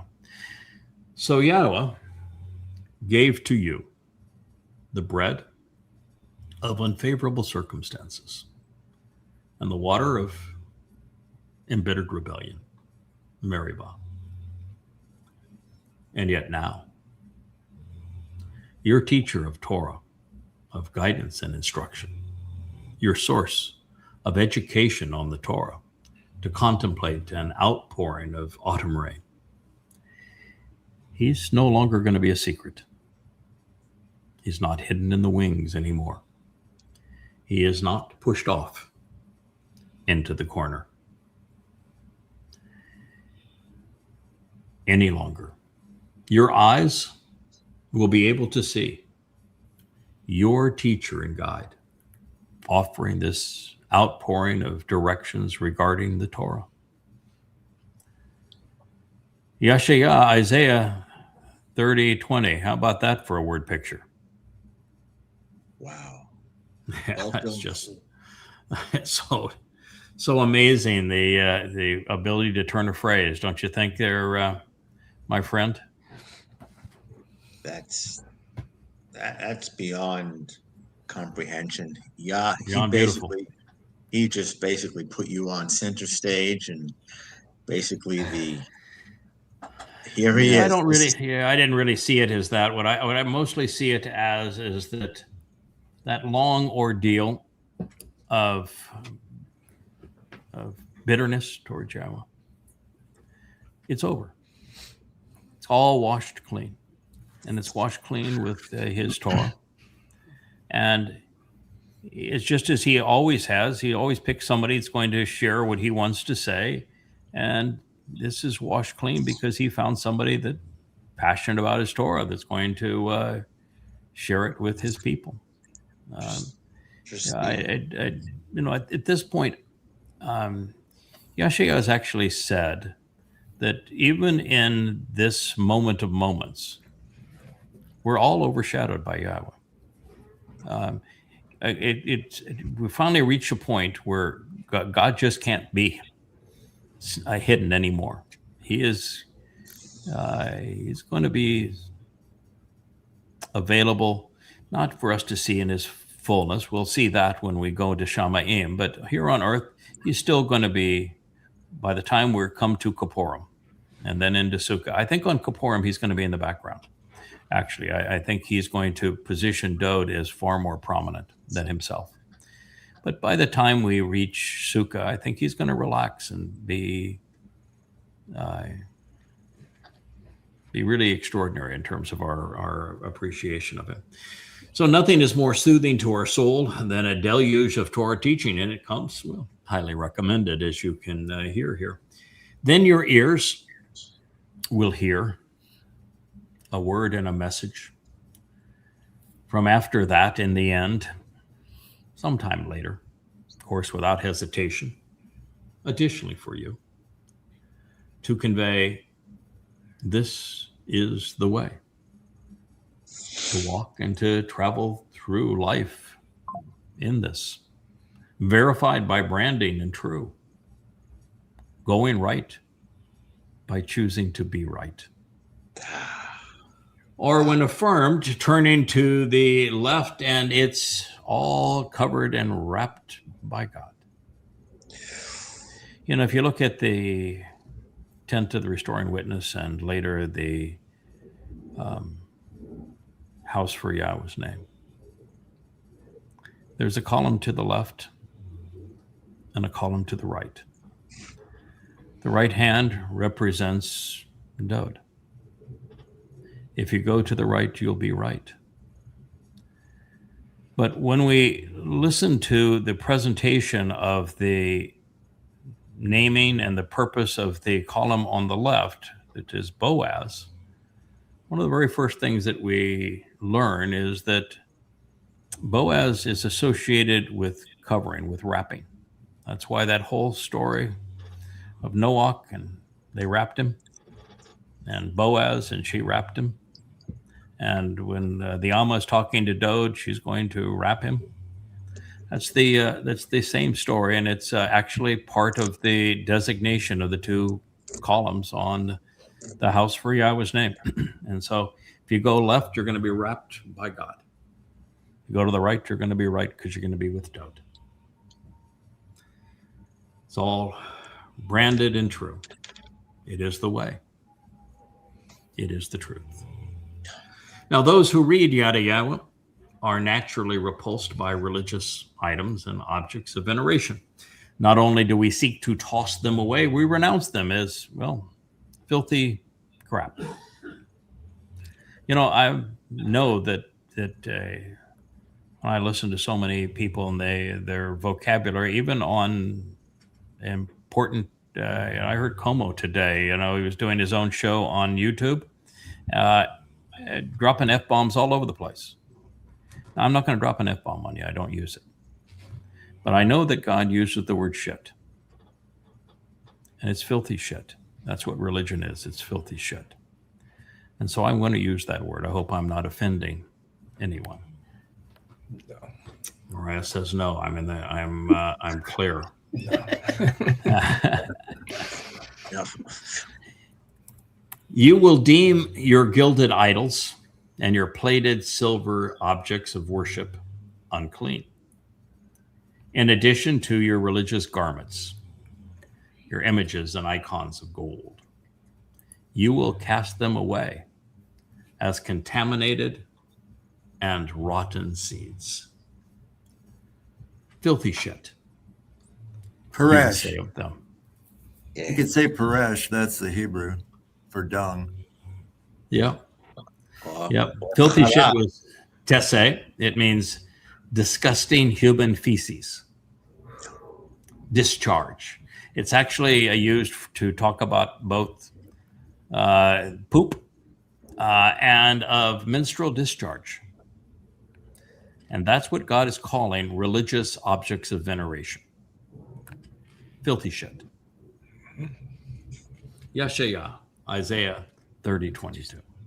When we return to Yahweh and we are being dancing in the Towrah, if you will, and the reign of the Towrah, we're going to recognize, every one of us, that everything associated with the religion is filthy shit. Then he will provide for a time rain for your seed, which for the benefit of the relationship, you will consistently sow in association with the Adamah, the bloody red man of the earth. And bread of the harvest by the Adamah will be at this time anointed. It's going to be acceptable and satisfying and abundant. The very best to properly nourish, being plentiful and productive in conjunction with olive oil. For an ongoing period of time, he will be the shepherd. grazing, caring for, and protecting your property, as well as all that you have acquired, especially overseeing your bull and your herds upon the vast and verdant pastures for the jubilant and dancing ram. You know, you've always thought of, at least I have, of Yasha'yah being pretty businesslike. Oh, man. This isn't businesslike at all. This is, He's feeling it. He's celebrating it. this, He is now, and yeah, absolutely, right? You got it. He is into the word picture business now. He is loving every moment of this. Jubilant and dancing ram during this day. Overseeing your bull. Your shepherd is going to care for you. You're going to plant the seeds, and the seeds are going to be planted and associated with the Adamah, this bloody red man of the earth that has been so instrumental in the return. And of course, when you talk about bread, where did Dowd come from? Bethlehem. Oh, yeah, the house of bread, right? Yeah. Where was Boaz, the unofficial mayor? The same place. Yeah. He was Who the oligarch fulfilled- of Bethlehem. Right. Who fulfilled unyeasted bread? Who's responsible for Shabuw'ah, where you lift up the 2 loaves of bread? Yada. Yeah, so you think there's maybe a connection there with, this is what we're going to be sowing, and we're going to be celebrating the bread for the harvest? And that the bread from the harvest is in association with the Adamah at this time?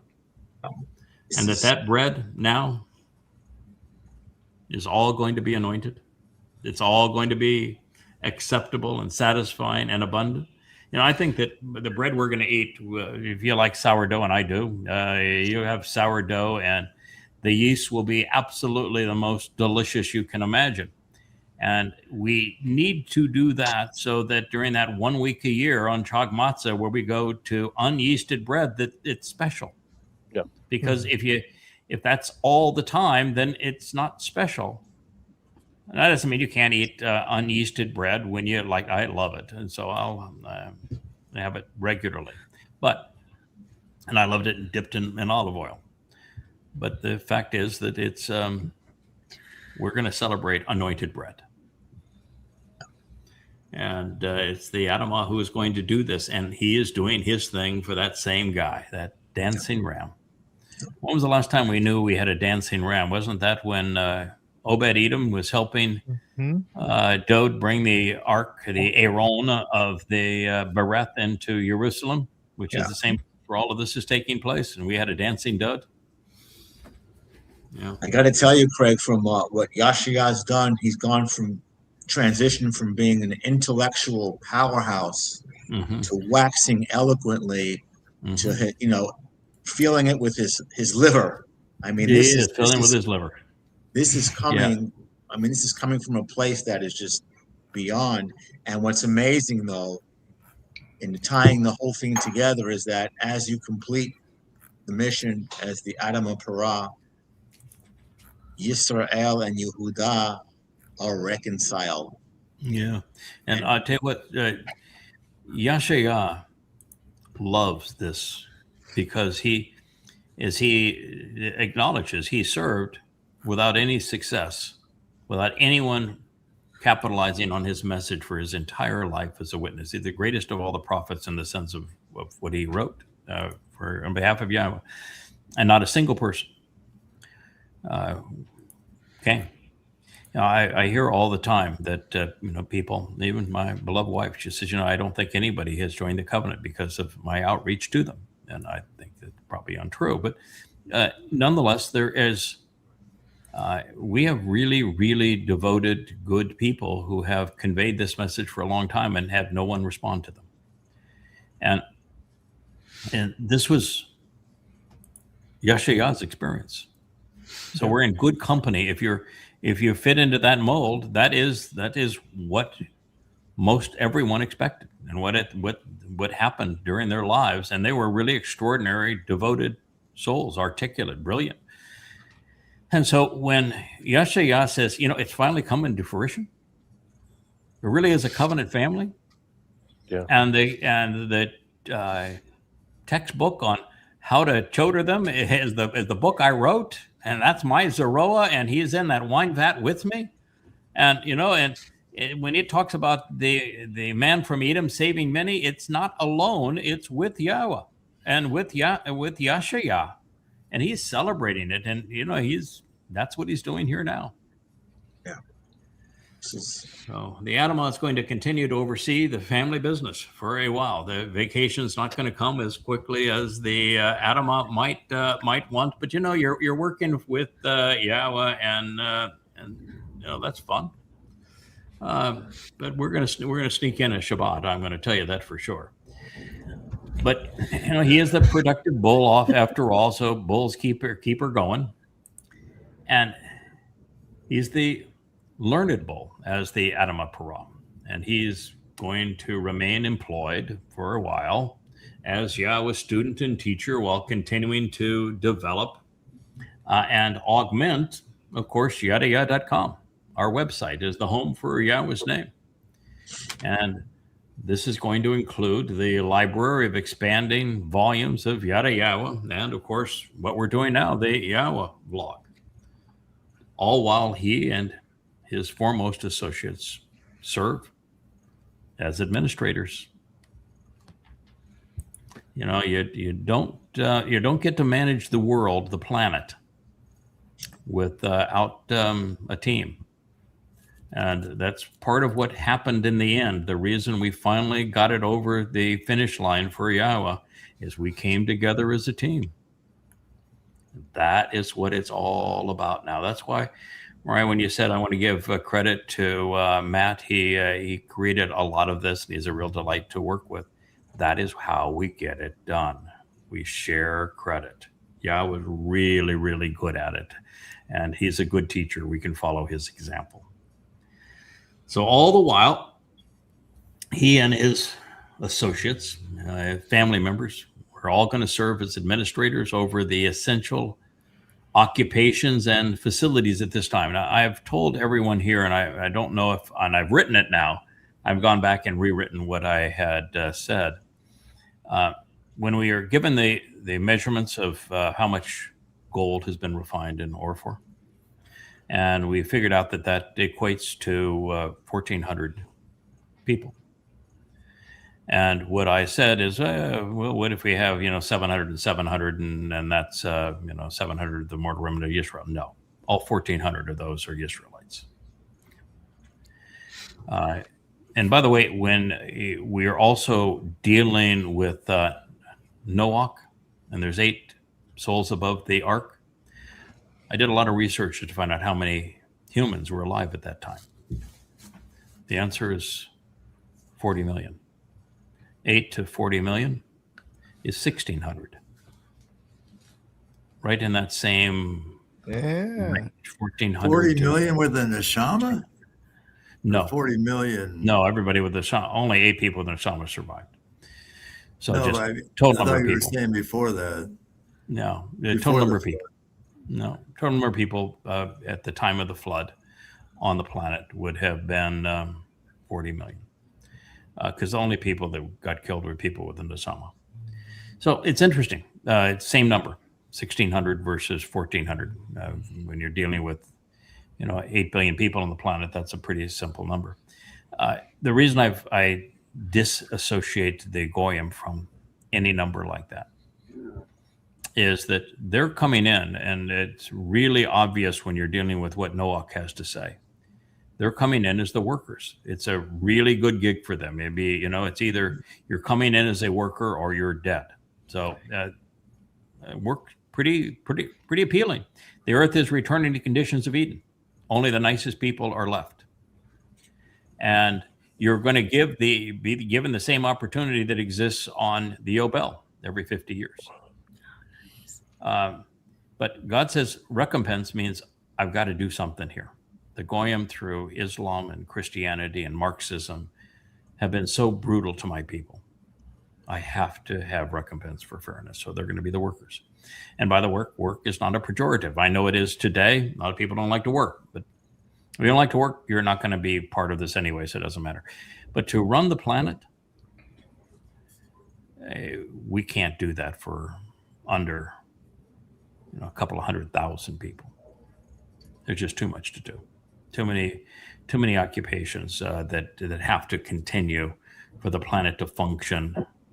Everything from power generation to sanitation to manufacturing to transportation.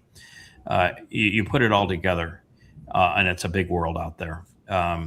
It can't be done for less than a few 100,000 workers. So I'm quite hopeful that there is going to be covenant members who have some business acumen and are administrators, because I've been there and done that job. I don't want that job again. But somebody's got to be the boss of bosses for them, and so I'm hopeful that we have a qualified volunteer. Otherwise, we're going to have a business school in addition to Towrah school. So, among other things, we're going to be overseeing the food supply, as we have read, which is going to feature leavened bread. And in this way, when we enter the week of Chag Matzah, it's going to be special and distinct.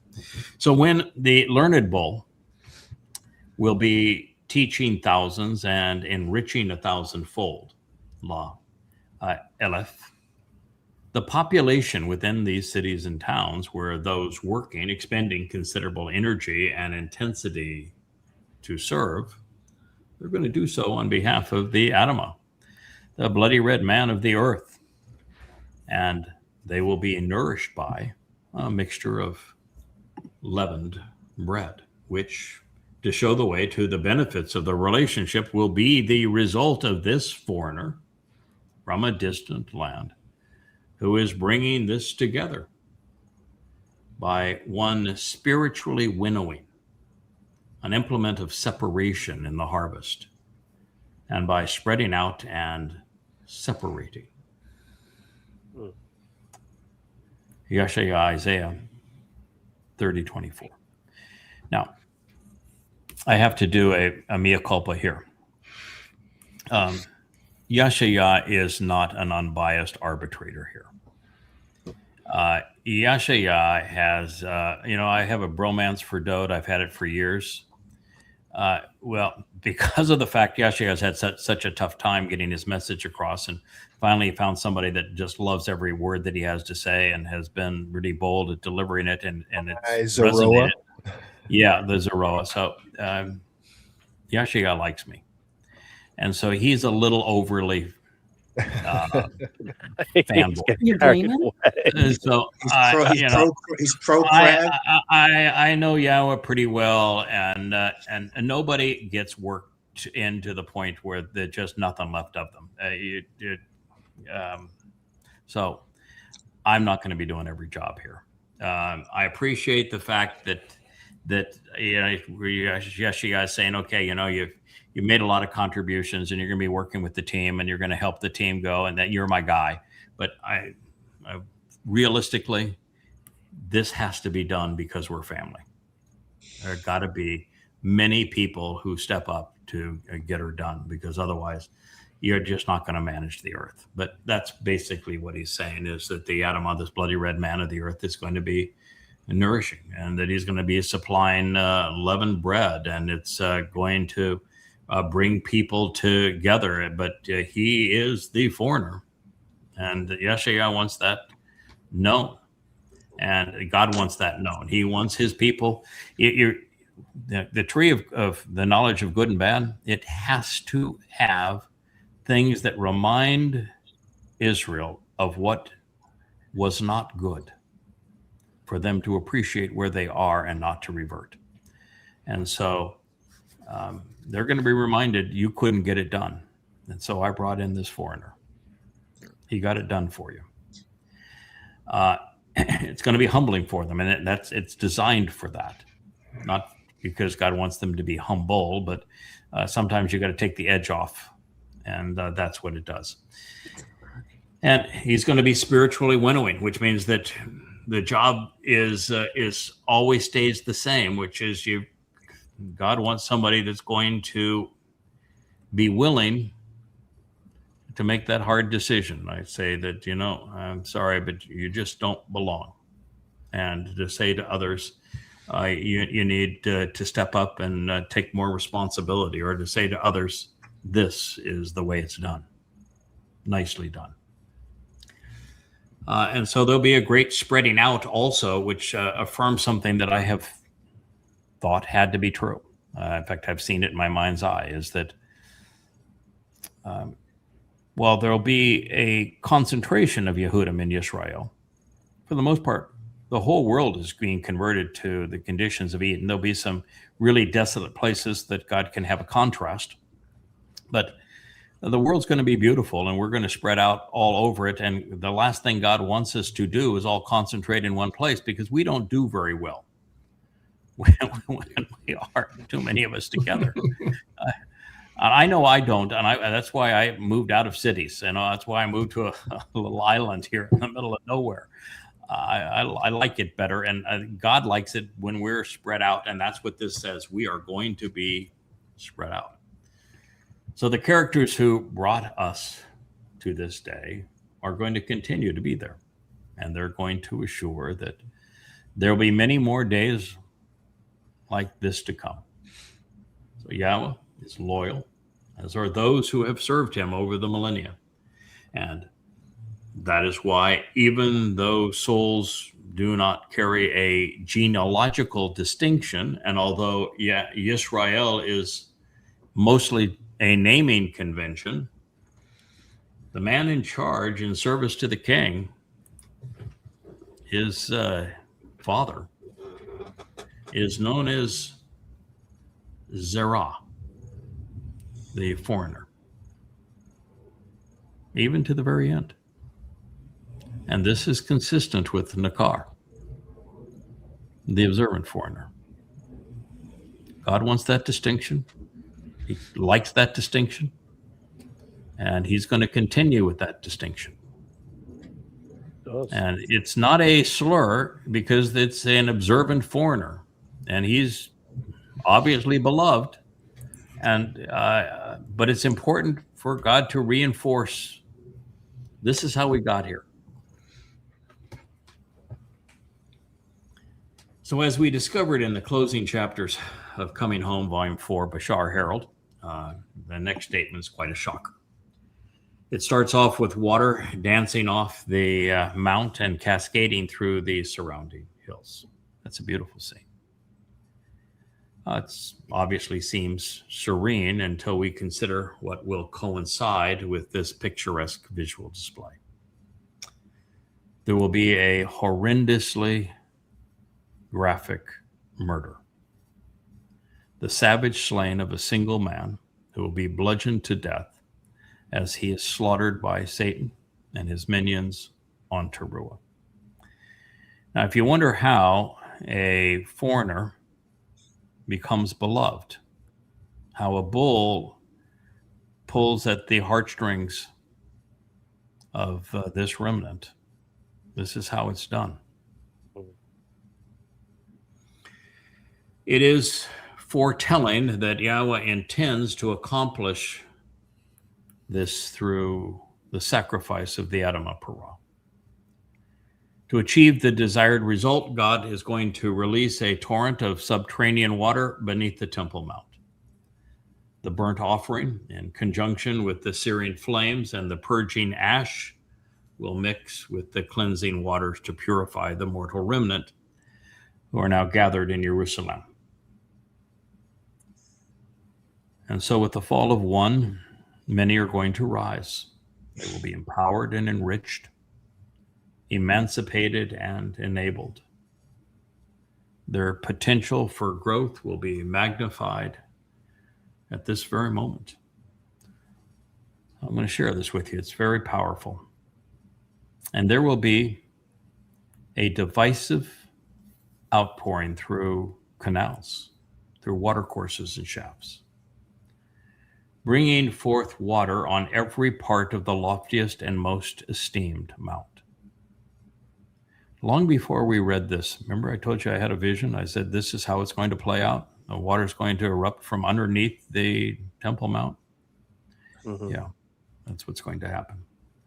It's called divisive because it has to purge, outpouring through canals, through water courses and shafts, bringing forth water on every part of the loftiest and most esteemed mount, and on all of the elevated hills which are lifted up in the day of the great slaughter, the intentional and exceedingly important slaying, this abundantly violent and vicious murder. With the cutting down and death of the empowering and enabling one who magnifies growth. It is the slaughter of the one to ponder what it means to grow, to become great, to be magnified and empowered. Through this slaughter comes the benefits of the covenant. It is from my to ponder the implications and Gadal, growing and becoming great while being magnified. Yasha'yah, Isaiah 30:25. So no matter how often we are confronted by the graphic nature of Taruw'ah and that sacrifice, it's still hard to grasp what the Adamah Parah will willingly endure to save those who up to this point have been seeking to condemn him. As we know, he is the lesser luminary, also known as the moon, who is cast into this role of being the sacrifice to fulfill the moed in service of the greater luminary, also known as the sun, so that it's possible for him to return. And yet, I didn't initially include this reference because, well, in this luminary series, I went back and added it because it does not use Yarok, which is moon. It does not speak of the Shemesh, which is sun. And yet it addresses the influence of both luminaries at this time. So here in this chapter of Yasha'yah, Isaiah, Yahowah has chosen Labana and Chama to represent these two individuals, the two luminaries. Labana speaks of being purifying with a sparkling white light. And Chama conveys the idea of being inflamed and furious. Even before we consider the implications of using these highly descriptive terms that have little to do with the actual nature of the sun or the moon, we have to retrace our path a bit so that we know why they were chosen and why they're being deployed, why they are responding in this way. So in the previous narratives, we have migrated from the arrival of a Torah teacher to him becoming a shepherd prior to this exceptionally vicious sacrificial slaughter. This is en route to finding the moon casting a purifying white light as the sun's passions are inflamed with righteous indignation.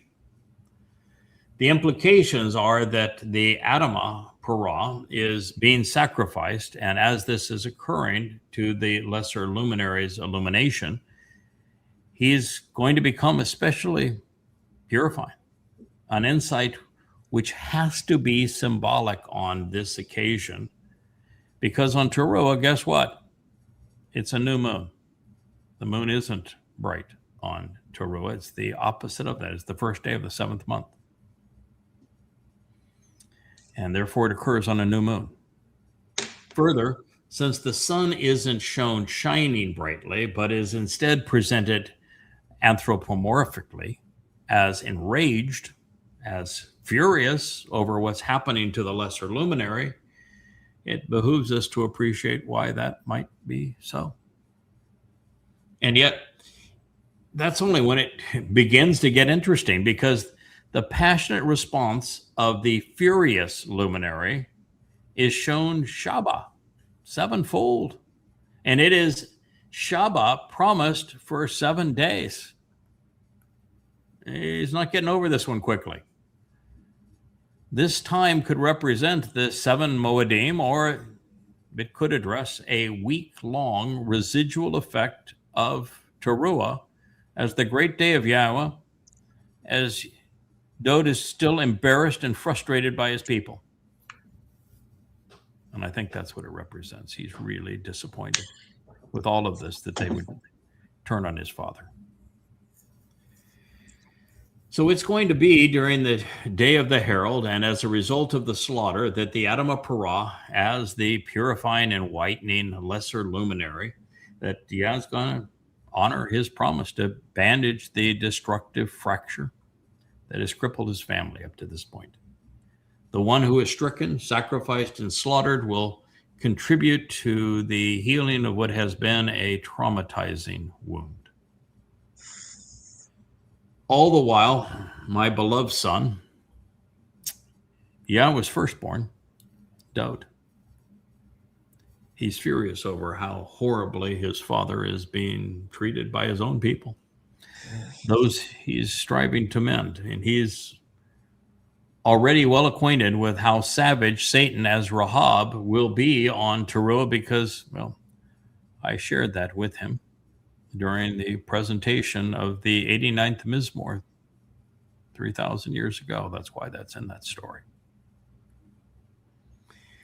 The king's issue is over his people's response prior to and during the sacrifice, even with prophecies like this one, throughout God's inspired revelations, even with the expansive library of Yahowah explaining all of this well in advance to it occurring, even with the 40 months of passionate oratory by Leah and Yada leading up to it, pleading with the Israelites from the Temple Mount. The overwhelming majority of Goyim and the Jews that are gathered in Jerusalem will be applauding the murder of the Katan Mayor.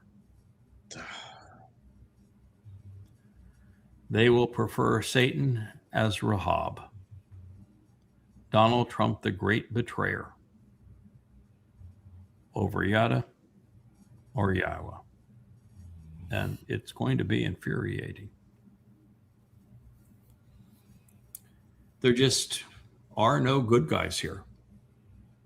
Even those who will appreciate and benefit from the prophecy are nonplussed over the events that are playing out around them. They aren't here because they have chosen Yahowah or accepted the conditions of the covenant. They haven't done so. That's why they're not here. And they aren't here to observe the Moed of Yom Teruah. They don't know anything about it. They're still on Rosh Hashanah time. They're not here to witness the sacrifice of the Adamah Parah because they're looking for a red girly cow. They know nothing of the Katan or the Gadol. They have been brought here because they are only slightly stained. And so the religious and political stench isn't so overwhelming that they're going to reject the bath of water and ash and blood and fire that will be ensuing. Here's the text, and we'll end with this. And it will come to be at this time that the purifying white illumination of the moon will be compared and equated to the light of the sun's passion, which will be inflamed, furious, and enraged, glowing in righteous indignation. Then the light of the vehemently inflamed sun, Cham, will consistently be as promised, sevenfold, the oath that was sworn. The illumination corresponds to the promise of 7 days. In the specific day, Yahowah binds and wraps, bandaging the destructive fracture and the crippling wound of his family and of his people. Then he is going to heal, forever mending and repairing the traumatizing injury, this debilitating contusion, through and by the one being attacked, the one being stricken and wounded and then slaughtered on his behalf. Yasha'yah, Isaiah 30:26. That was a lot to give up and pass to jump ahead and do too much of Noah tonight. That's why we stayed here. It's important for Israel to know just how disappointed their returning Messiah and King, their Savior, is on what's going to happen in Taruw'ah. Of course, I'm sad for my King, my son, but I'm also happy for him. This means he's come of age. It's a tough story to report. It's a tough thing for me to talk about. But this is how it all comes together in the end. God's going to make certain that what he is going to display on the greatest show on earth is going to be memorable.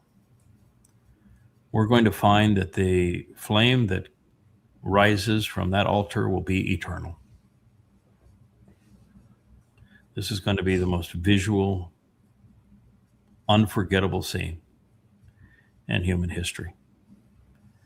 And it will conclude with a lot of crying, but also great joy. I thought you ought to know how the story ends. And this is really not the end. It's the end of the beginning. From this point on, it's start of happily ever after. And so we will be celebrating from this point on. Sir Scheutz, I'm going to give you the choice. You can pick the song, whether it is Ruth or the that marvelous song that has the floating leaf in it, the one that Dust to Fire. That's Fire. Whether it's Ruth or Dust of Fire, or we play Luminaries again, or Mr. Babylon, I'm going to give you your choice on. Wow. On going. Well, if we hadn't had such an emotional moment, I would have went Mr. Babylon. But I'm going to go back to Dust to Fire. It's on your mind. So we have a little teaser that on Tuesday we will be doing something a little special for the vlog on a blog. So get ready for that. And so we'll play Dust to Fire. So it is truly amazing, and I got to listen to your story again, Kevin.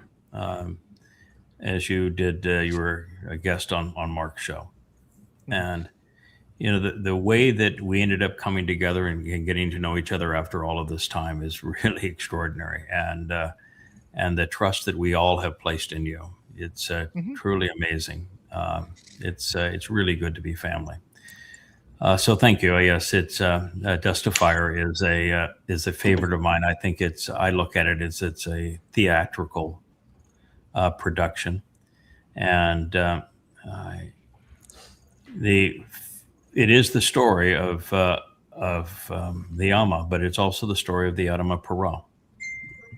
It's Dust and Fire is how all of this comes together to cleanse the adulterous woman, and that is the story of what the Amah is responsible for accomplishing, because she's the one who grooms this woman to be the first bride that Dowd has ever benefited from and respects. So we have a parental responsibility of getting our son the bestest possible wife, and I can assure you she's going to be both bright and beautiful. And so that is the story of Dust of Fire, and the visuals in this story. Well, I wrote 5 pages of my analysis of the visuals of this story after it. I wrote down every lyric. I didn't copy them. I wrote them all down, listening. And I wrote how every scene of what follows, it sings to my heart, I'll tell you. So please, Dust of Fire, thank you, one and all. It's been a...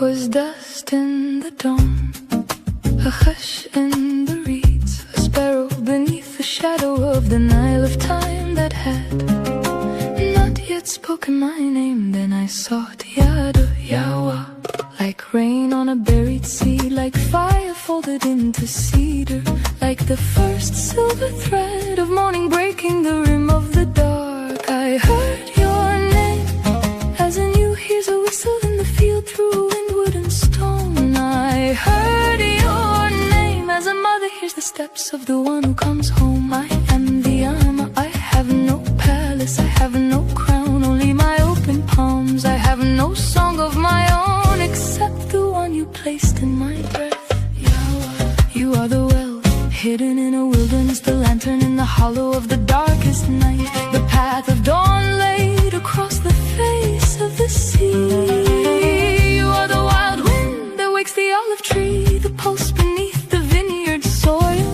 the compassion that bends low to lift the ones the world has broken. I turned from the noise of men, from altars of ash and echoes of hay.